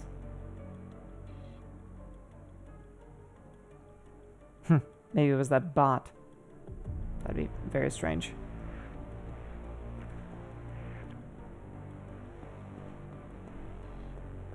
But, well, unless there's quite a lot after the credits, as predicted, it hasn't even been 2 hours yet. So we may need to think about what to do next. I made a mistake. I laid down on my bed, and now I feel really tired. Maybe... Minshu, maybe that's a sign. Maybe that's a sign that you were actually tired the whole time, and now you're only just noticing it. I would take it as a sign that maybe you need to relax a little bit.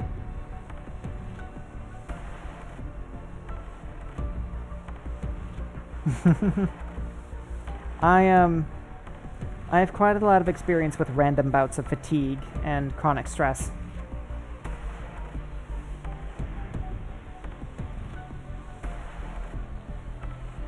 Did just spend an hour or two teaching Black Bench. Yes.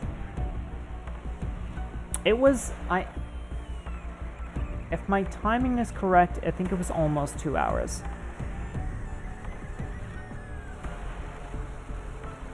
Yeah, 3 hours of Dead Space, maybe. Move from one Capcom game to another.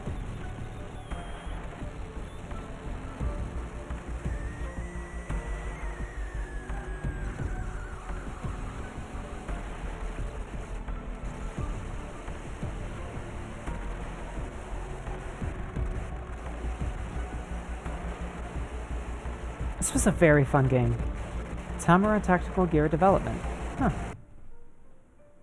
I forgot who would play more RPG Maker horror games.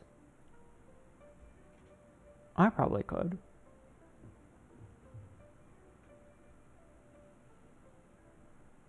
I just know we would have to prep Turtlehead ahead of time.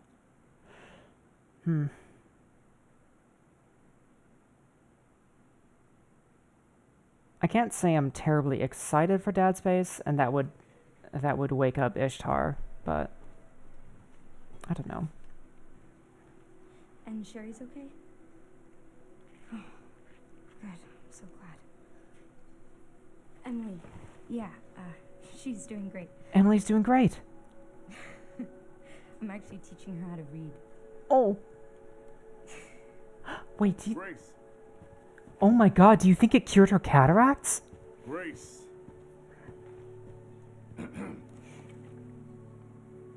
Where's that report? Sorry. Leon, gotta go. Catch up soon.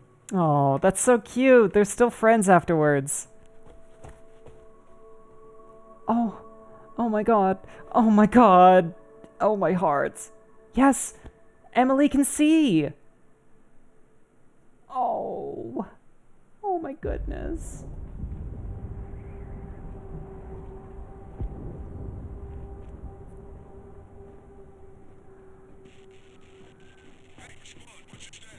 Why are they dead?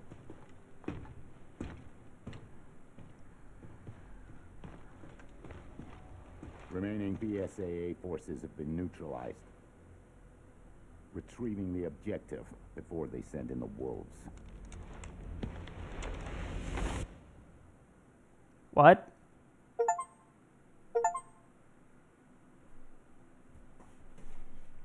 The government was compromised and the lure was deliberate.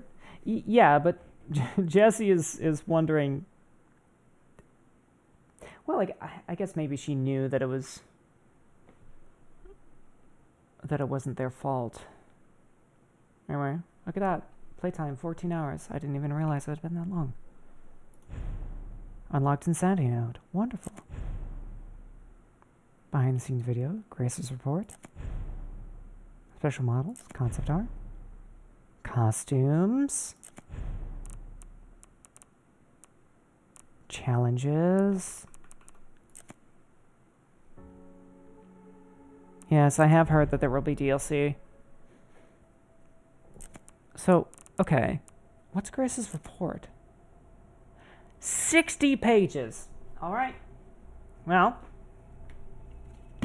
I just know that Mufi would rage bait me into reading this anyway, since I am the lore master and I'm not the lore skip master.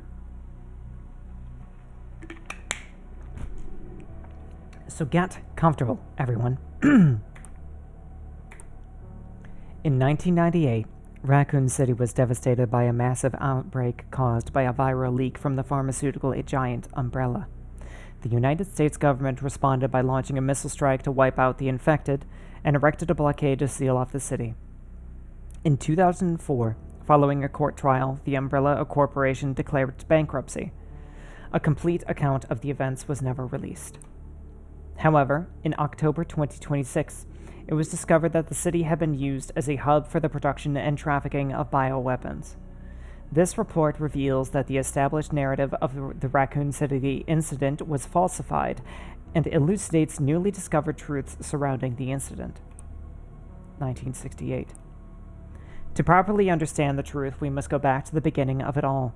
In 1968, Oswell E. Spencer, James Marcus, and Edward Ashford founded the Umbrella Corporation. Having witnessed the horrors of the Second World War and the dread of the Cold War, Spencer felt a sense of despair at watching the world repeat the same mistakes. He felt it was his duty to bring about a change to humanity. As stated in court records following the Raccoon City incident, his ultimate goal was to bring about the viral evolution of the human race. Thus, he relentlessly pursued virus research through illegal and inhumane means. This fact remains unchanged. 1970s. From the very beginning of Umbrella, the company faced rapid change and intense internal strife, most notably the sharp ideological divide between Spencer and Marcus. According to court records, this conflict was cited as the primary factor leading to the unusual developments which followed. In 1978, James Marcus developed the T-virus, which would go on to become the cause of the subsequent outbreak. 1980s. This is a crucial period for understanding the basis of what caused the incident and the truth behind the entire case. Spencer's influence and ARC's establishment. Spencer used internal politics to have Marcus demoted, absorbing T-virus research into a facility under his own control.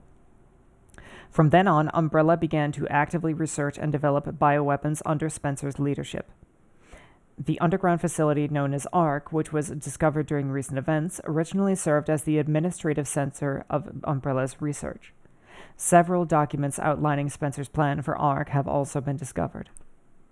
Excerpt from long confiscated records, Long-Term Strategic Review, 1980, ARC-centric integrated research roadmap. Step 1, concentrated investment into the Wesker project and the T-virus. Step 2, establishment of ARC as a central command center. Step 3, development of ELPIS. Step 4, memory transfer and forced evolution. That's something we never learned about. This is the first recorded instance of a significant keyword, ELPIS. The connection's involvement. The following documents regarding Marcus's involvement were also discovered. Excerpt from confiscated records, receipt of donation 1986, recipient James Marcus, sender F Foundation. Amount 30 million? Bad with the numbers. Yes, that's 30 million. This document shows a suspicious flow of funds being channeled to Marcus.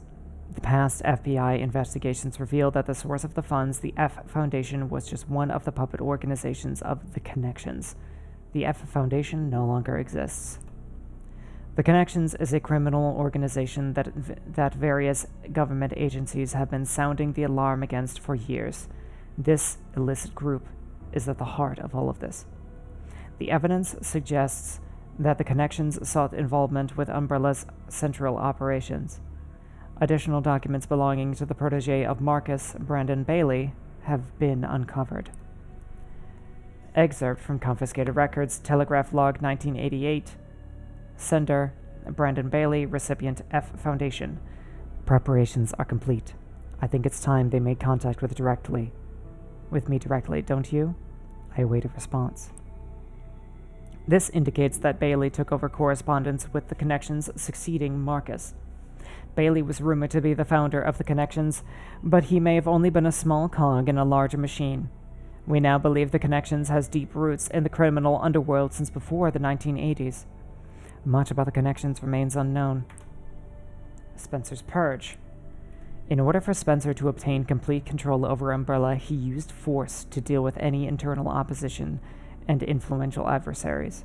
A list of these individuals, seemingly prepared by an associate of Spencer's, was recently discovered. Excerpt from Confiscated Records Reevaluation List.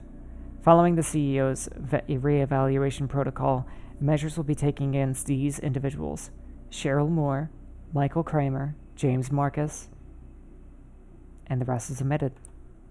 1990s. During this period, Umbrella continued to grow and expand through ties with the government. The organization became so large that Spencer could no longer fully control it. Numerous accidents plagued Umbrella facilities around the world as a result of poor management. Furthermore, information was being leaked to rival organizations and the Connections due to moles who had infiltrated the company. So that, in short, is the reason Umbrella started running around doing really stupid shit and causing random bioweapon catastrophes all over the place. Yet despite the circumstances, Spencer was able to thoroughly protect and complete his research on ARC. The research, Elpis. While most records regarding Elpis were lost with the destruction of ARC, a few precious remain. Excerpt from Confiscated Records, Spencer's message 1990. Tricell, HCF, the family, and Umbrella. Elpis shall bring it all to an end. The only information leaked about Elpis was that it had the potential to upset the military balance of the entire world. However, a strictly managed password known only to Spencer was needed to access it. What is Elpis? Elpis is a powerful antiviral drug. However, it was unknown to those who sought it. The Connections and other black market groups mistakenly thought it to be a powerful bioweapon with the potential to control human minds. Right. That's what we were kind of being led to believe it was. The confusion likely stemmed from the fierce competition surrounding bioweapon development.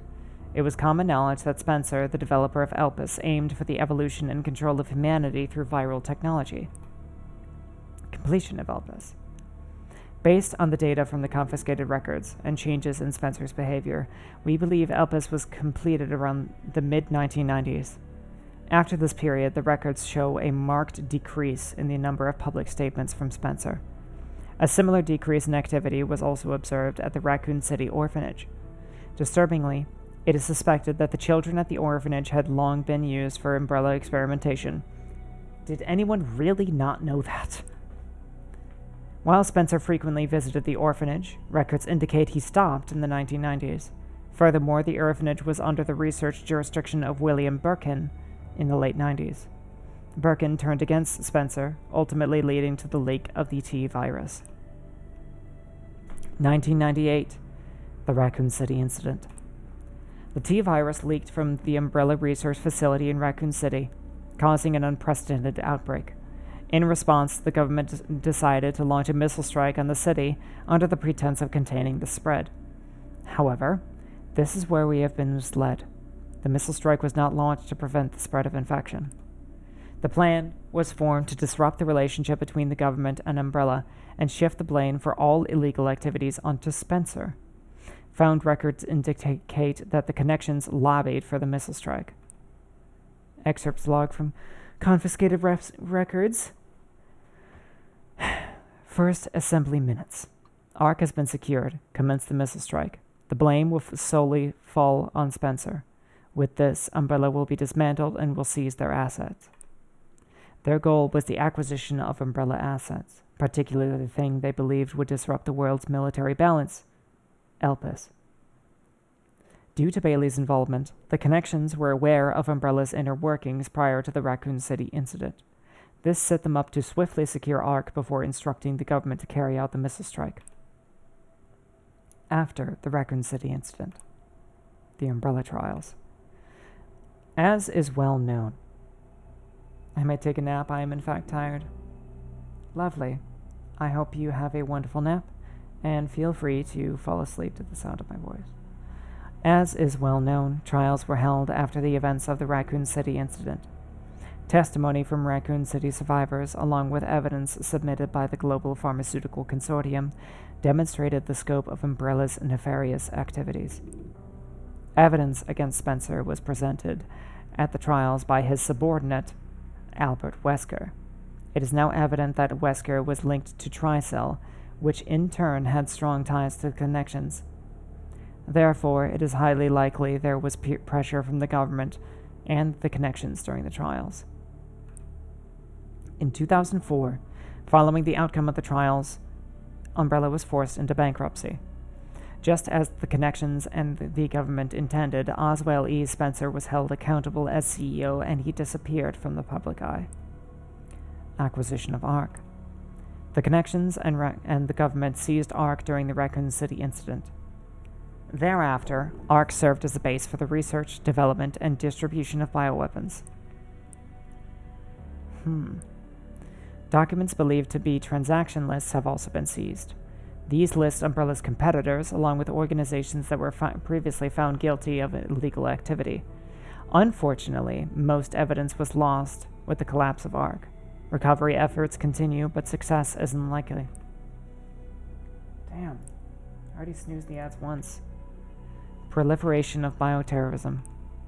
Following the Raccoon City incident, weaponized viruses were developed by Umbrella were leaked. Subsequently, instances of bioterrorism utilizing this technology spread around the globe. In 2013, President Adam Benford was assassinated in a bioterrorist attack. Intelligence agencies report that the president wished to reveal the full truth of the Raccoon City incident. It is possible that President Benford was privy to the facts revealed in this report. Which makes me wonder, how exactly is Grace going to circulate this report and not die in the process? How are there not going to be extensive... You know what? I'm doing what Immortal did. I'm looking too deep into it. Spencer's final years. Remaining records about Spencer after the dissolution of Umbrella are scarce, but a new source of information has recently come to light. An interview conducted by Alyssa Ashcroft. Despite being responsible for countless atrocities, Spencer showed some signs of remorse in his interview. Having lost everything, he sought atonement. While Elpis is a powerful weapon that can render viral weapons inert, it also has the potential as a panacea to be used for good. It is possible that Spencer's true motivations behind Elpis were peace and redemption. While he remained obsessed with the evolution of humanity throughout his later years, most testimonies describe him as nothing but a senile old man. Spencer died in 2006 at his secluded estate. His true intentions behind developing Elpis will forever remain unknown. Conclusion. As we can see from the records, Umbrella Corporation's liquidation was intentionally orchestrated by the connections and the U.S. government. Furthermore, they were involved in the illegal development and trafficking of bioweapons in Raccoon City. The extent to which past and present governments were involved requires further investigation. Much about the connections remains shrouded in mystery, and most records of their involvement were destroyed alongside ARC. Countless lives have been lost. As government officials, we have a duty to pursue the truth. If anything, finding it will finally offer some closure to everyone who fell victim to these heinous actions. FBI intelligence analyst Grace Ashcroft.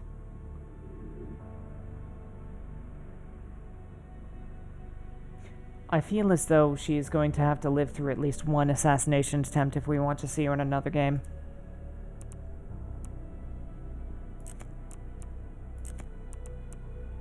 Oh my god, Grace looks so cute with that jacket. Oh god, Grace, you're so pretty. You look so goddamn huggable. And kissable.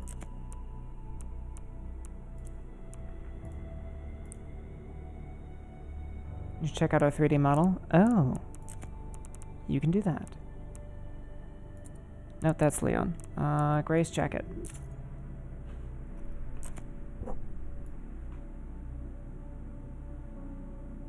Wow. Girl kisser. Shush.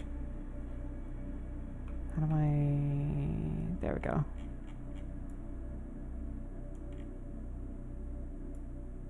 God damn, the detail here. Quick, go set her up on a blind date with Ashley so she has some legal protection. Yes.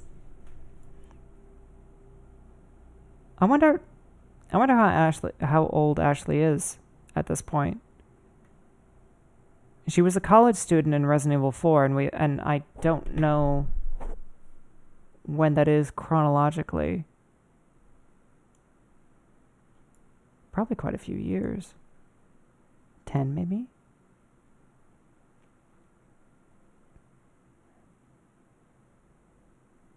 Does that mean Ashley's actually older than Grace? I think it does. Because Ashley had to be maybe 19 or something. Late 30s. That's fair. And Grace is a young woman. Nice boots. Oh my goodness. Hard sole though. God, that must have hurt after a while.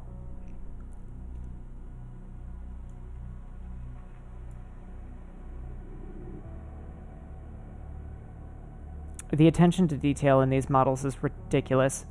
RA4 is 2006. Alright, so...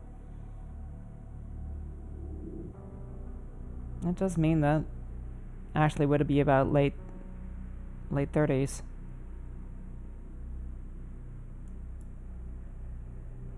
I do think, I do really wonder if she could have been the one that Leon ended up wifing up. It sure as shit wasn't Ada. You cannot convince me it was Ada.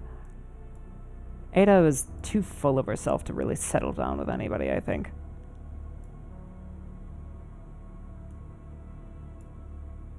Ugh, Grace, why are you the cutest girl that's ever come out of Resident Evil? She is just my fucking type. Money is on Hannigan. Hannigan would make sense.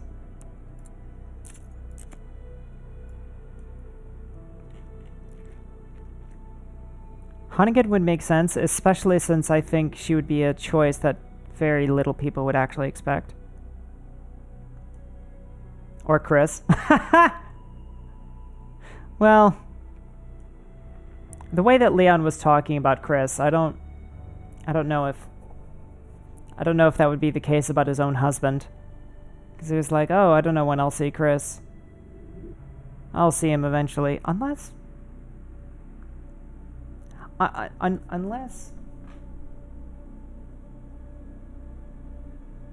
Unless they really do just have that kind of relationship.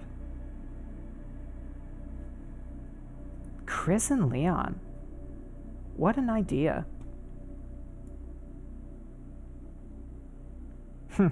Leon would be bi. I could totally expect it. I assume he got with Ingrid after RE4 already. Maybe? What kind of shoes are you wearing, Leon? Fair. Cleats. That's important with everything you're dealing with. Nice pants, too. You can check out his car, too. It sounds like you're asking me to.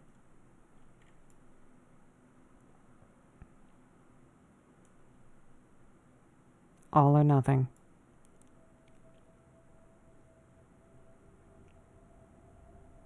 That does look like a very nice car. It's just a nice car. God damn. You know what? He deserves it. Wait, Leon RPD? Oh! Him in his RPD uniform. Damn. If I could be attracted to a man. I mean, I suppose I can. Very rarely.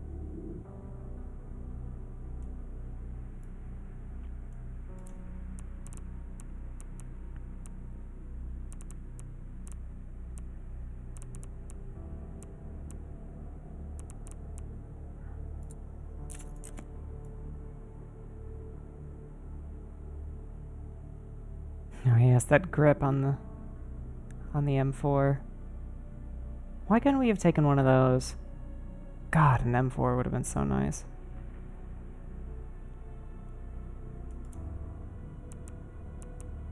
Hound Wolf Squad? Oh, right, these are the BSAA people. Oh, interesting. They actually have squad coordination with their weapons. Careful, Queso doesn't hear you talking about his mans. Who? Leon? Yeah, their primary rifle is an AK of some kind. It's hard to tell. The polymer AKs look the same. Chris Redfield. Fair. I don't know if I said anything bad about him. In fact, I kept the part about him being a bottom to myself. Oops. Scar.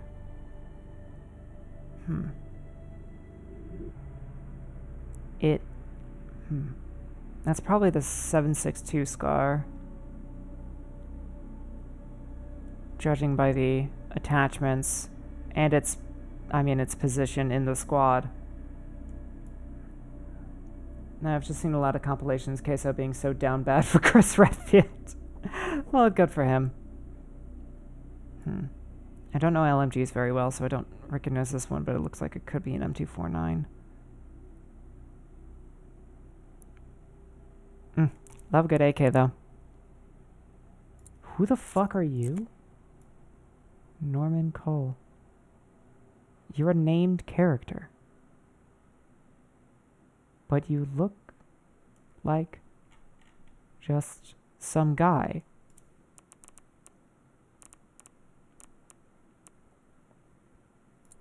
He's the first zombie. The first zombie ever of all time.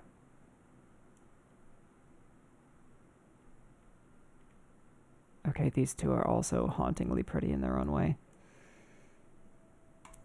Okay, fine. I admit it. I am a terrible, evil, nasty girl kisser. They don't have, oh, they call him the Commander. Interesting.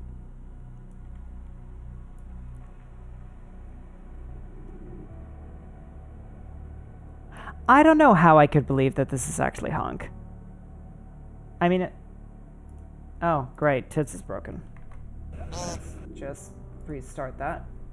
Lizard. Why is my caps lock on?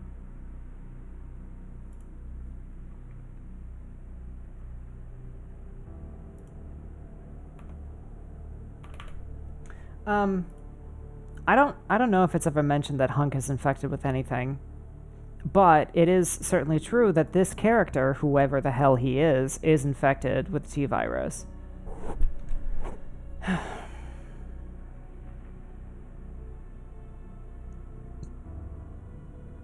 I don't know, maybe there'll be a DLC where they actually talk about Hunk, and this will turn out to be him. I mean, since his body disappears, it does imply that he survives his encounter with Leon. Whoever he is. It feels weird to see him without his helmet. I know the gas mask is the main piece, the main iconic piece about him, but I don't know, it feels wrong without his helmet too. I still would like to think there was a biologically immortal hunk walking around able to come back from anything. I also like to think that too.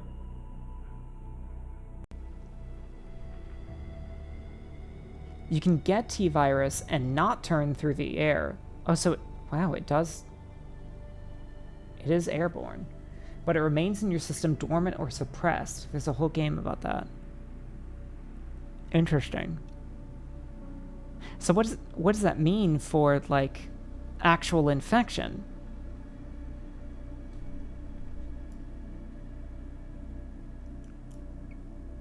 Is there some kind of interaction with the airborne strain and other methods of contact?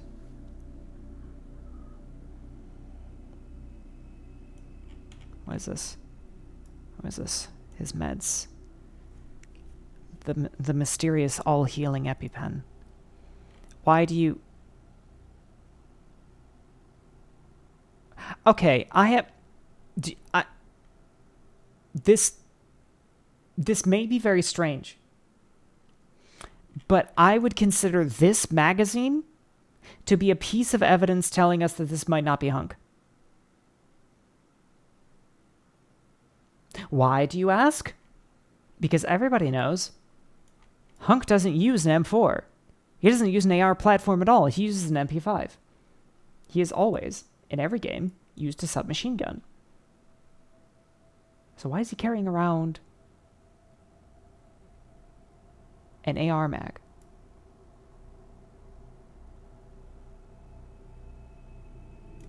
I mean, he's at least kitted out for his pistol. That's so weird. Why does he have a magazine? He doesn't even... I don't think he's ever used a rifle. Nerd. Well, yes, maybe. Maybe I am a nerd. Maybe. Maybe. Huh. Hey.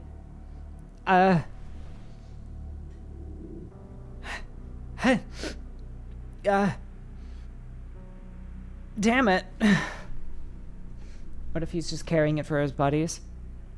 I guess that's possible, but then wouldn't he carry more? Why would he carry just one if it was just... Wait, never mind. There's some in his plate carrier.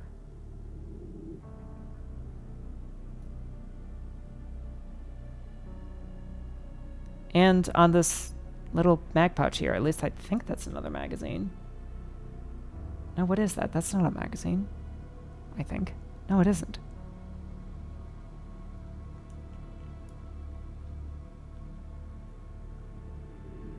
Camera, light? I don't know. If it was a body cam, it would have like a different covering. I guess it could be a light, but I mean, I just don't really know of any rectangular flashlights. Also, what the hell is this magazine doing here? What is... Weird. I wonder what pistol he's using. I can't really tell, but I feel like it's something from H&K. I've seen some weird rectangular vest flashlights. Yeah, I'm not saying I couldn't believe it. I think I could, actually.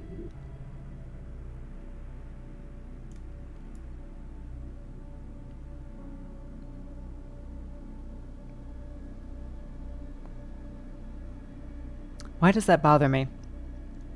Why does that... does he not have plates in this thing? Is that why it's so flexy? Does he not actually have a plate in this? I feel like that is some attention to detail they would actually use. I mean, they've been so detailed with everything else so far.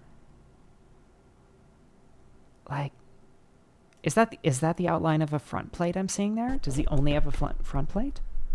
He's cosplaying. Maybe he just believes he's too good for armor. It might be soft class 2 armor. I'm assuming that the plate carrier itself is some kind of soft armor, but I mean, if you're going to wear one and you're going into a live fire situation, it seems strange to not wear plates. But what do I know? I'm not a PMC. Unless, wait, is that a plate? Is that the outline of a plate right there? And is it... Oh, wait a minute. Maybe he does have plates. I mean, no back plate might make some sense unless you're planning for being surrounded. That could be true.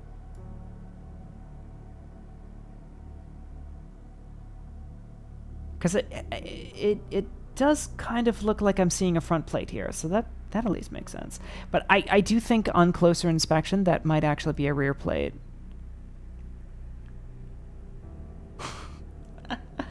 I love that I am not the only one who is being this much of a nerd about this. I would feel very bad if everyone was just kind of silently abiding this.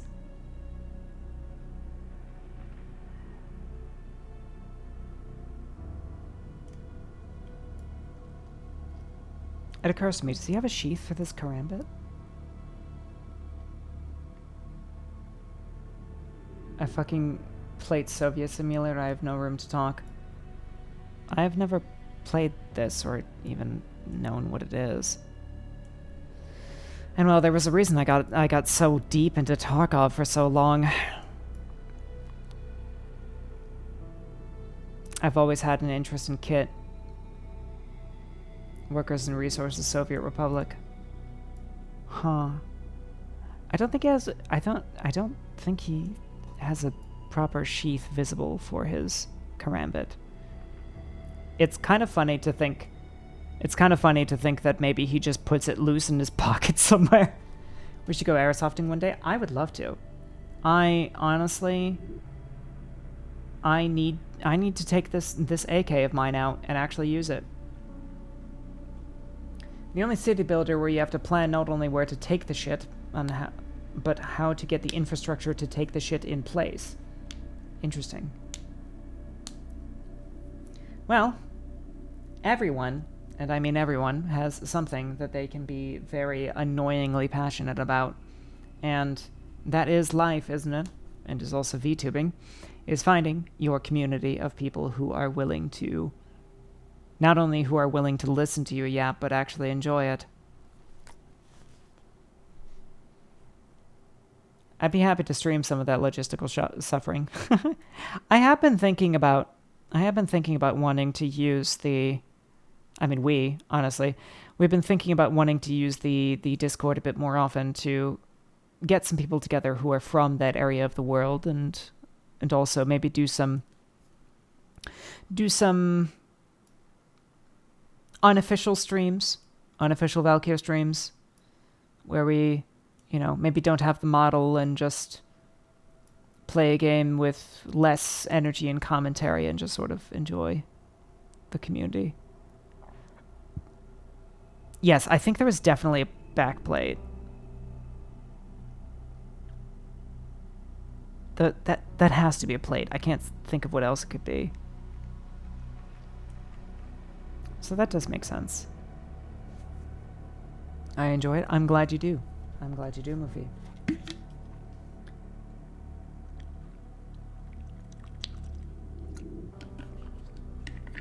And again, Miko, I would love to go airsofting with you one day. I would love to go airsofting in general, but, you know. I wonder if there's any other kit that we can nerd out over right now. We could take a closer look at the squad. They're, interesting. I think most of them might be unarmored, and I think they might just be wearing rigs. Which I suppose makes sense. They're probably very covert. You can use that green dot dovetail? Yes. I can. Actually, I think I'm using the Picatinny one. I think I never figured out the dovetail, and I just used the, No, I used the dovetail Picatinny mount, and I put the OKP7 on it. What? Wait, what the hell? You have... Those are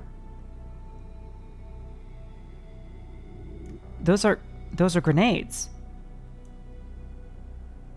Those are fireable grenades, but I don't... Does anyone in this squad have a UBGL? They don't. What is... Wait, what is that for? Does someone have a rotary grenade launcher somewhere that they're hiding?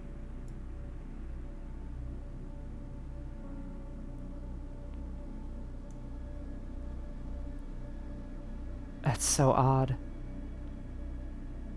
That's so strange. I mean, maybe for some of these models like these ones, they just added extra kit for Greeble's sake. Oh, this guy's not even wearing a helmet. Just this guy in particular. What? That's so interesting. They might have a China Lake style tube launcher in the back. That's kind of what I'm thinking. Is either they have like a break action grenade launcher or a rotary grenade launcher, and it's just off screen somewhere. And maybe this guy is the grenadier, which explains why he's lighter on other types of kit, like no helmet. Where's that mounted on the helmet? An infrared indicator? Definitely not a light. Camera? It's probably a camera, actually. They all have helmet cams, so that would make sense. You know, it kind of... Honestly, the state of the gear of what these men are wearing makes me wonder if maybe they choose their own loadouts. It feels as though there was kind of an informal nature to the way that they're outfitted. I mean, the only real uniform that they have is that they have tan headpieces and the jackets. It says the most elite squad. Yeah. I really do think they just choose their gear. The wolves. Apparently it wasn't much because they... No. The wolves weren't the ones who were killed. Funding issue? Well, like I said, I think maybe they fund their own gear with their own wages. Maybe. And so they've got this kind of ramshackle way about them because they think, oh, this is just what works for me.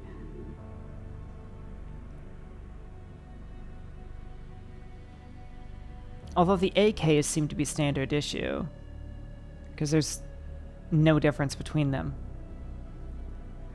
They were sacred about BSA replying the wolves after they killed the... Yeah. They were implying that they wanted to avoid the wolves coming into the equation, so that does imply that who they killed was regular BSAA. Do we have models for the regular BSAA, actually? That would be very interesting to look at.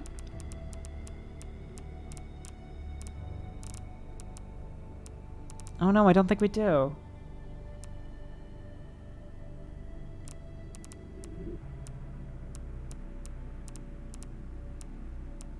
Oh, that's such a disappointment. I would have loved to see what the standard BSAA wear.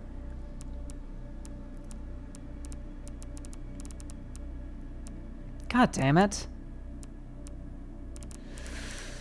Well, that's fine, I guess.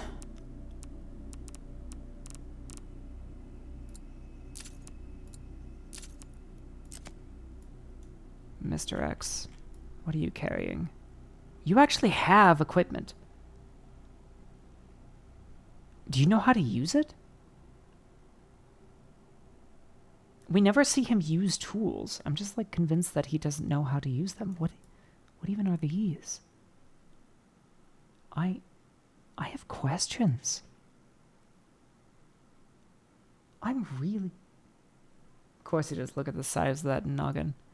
That has a thing in it.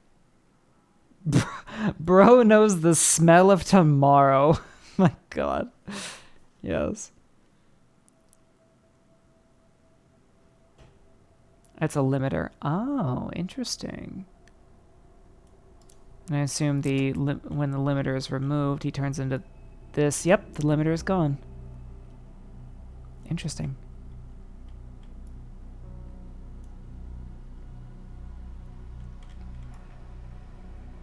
Definitely a pretty big design flaw here, though. The heart being exposed right in the front. Made it very easy to kill him, to be honest.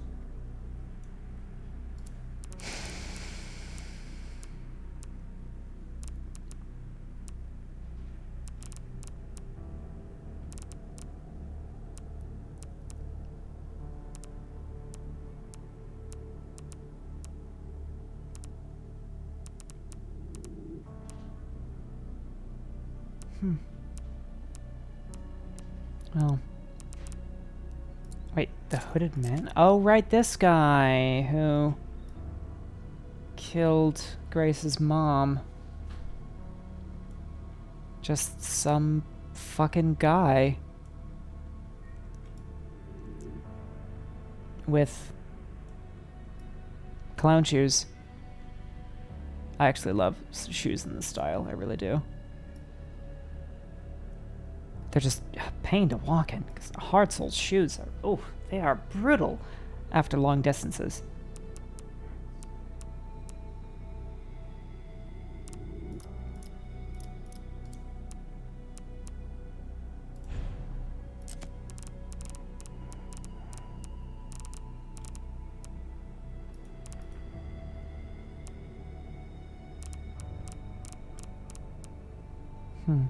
Craft every possible item with Leia. I missed one! I missed one item. Cut the tongue off a liquor beta 2 with using the hatchet? You can do that?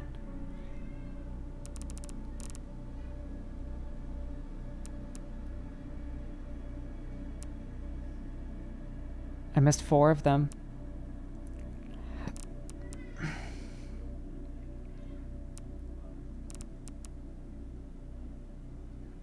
Minimal. Wow, complete the main story without Grace using the blood collector. Wow. Let the sweet pair hear the voice. I'm assuming that is the ridiculously difficult multi-save puzzle involving the severed hand. Yeah. I will just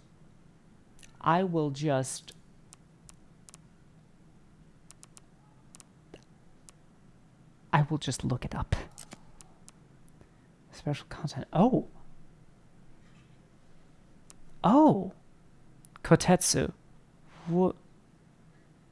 You can give Grace an unbreakable knife.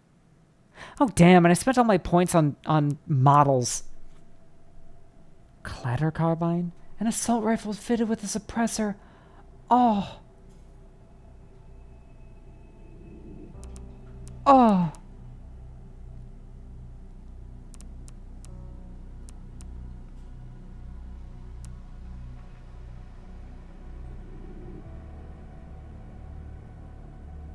What? Infinite ribbon required when using a typewriter. It never runs out, guaranteeing endless typing.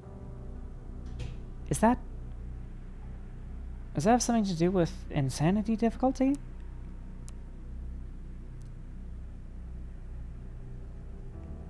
Ink ribbons are consumables in the hardest difficulty.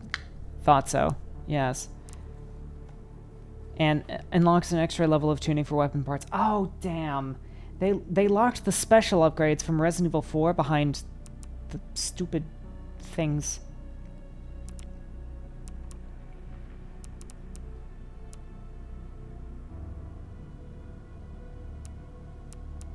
Oh, you can actually get the maps. FBI attire. Ooh. Well, this is... Wow. I guess that is really what you have right now is additional playthroughs. Oh, Matilda! Oh my god, they brought it back. The worst pistol in the fucking game. I hate Matilda. It is so ass.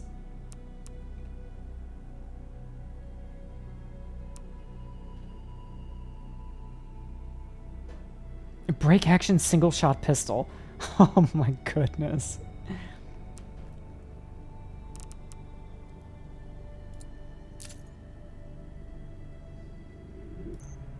Oh, it's literally just a regular makeshift knife, but it never breaks. That's kind of a shame. I would have actually loved if it had a different model. Well, yes. I suppose we don't really have time to do anything more of anything else. Which is probably fine. I have had a long week, and maybe I should go easy on myself. Perhaps? Is there an option for infinite Requiem ammo? Actually, kind of. There is an option for infinite ammo for all guns, which includes Requiem.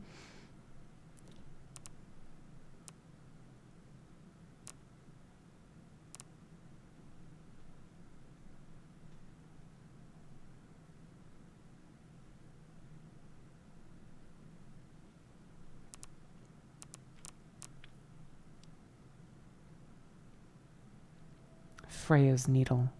What a good name. I really admire their naming conventions for the weapons and such. Like Elpis, goddess of hope. Very nice. Ah. All right.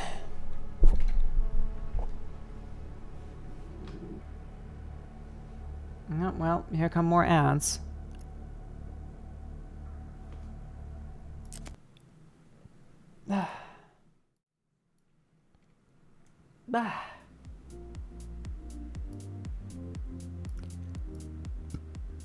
I think, unless you all ask me very nicely and really just kind of beg and scrape for it, I think now is a very good time to end the stream. To call it a night. I had a fantastic time, everyone. I appreciate all of you, and I really look forward to the next one.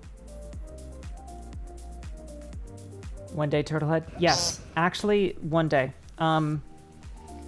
I, Lizzie, am definitely particularly interested in it. I just, well, I want to conserve energy a little bit. But I'm thinking on one of the next Lizzie streams, I will more than likely want to do Turtlehead as the next thing. I can't really think of anything else that I would like to do next. And we have, Valkyr has Look Outside. Ishtar has Pragmata. Lane has...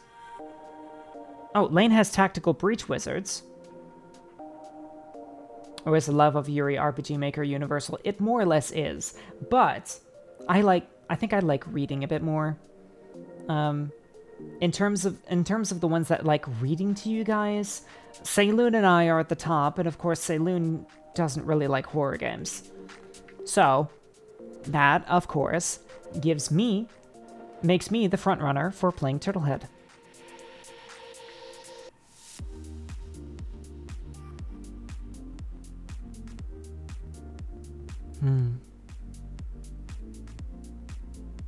Yes. I had a wonderful time, everybody. I still haven't figured out who that 165th follower was. They don't actually show anywhere, which is weird. Seiloon should play Open Sorcery. Maybe. I don't know.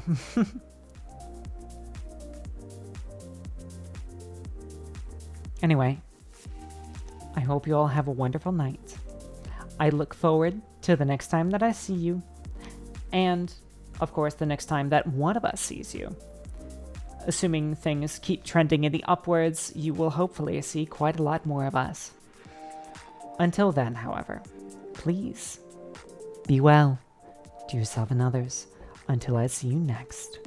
And I eagerly await you all in the next one. Have a great night now. Ciao, ciao.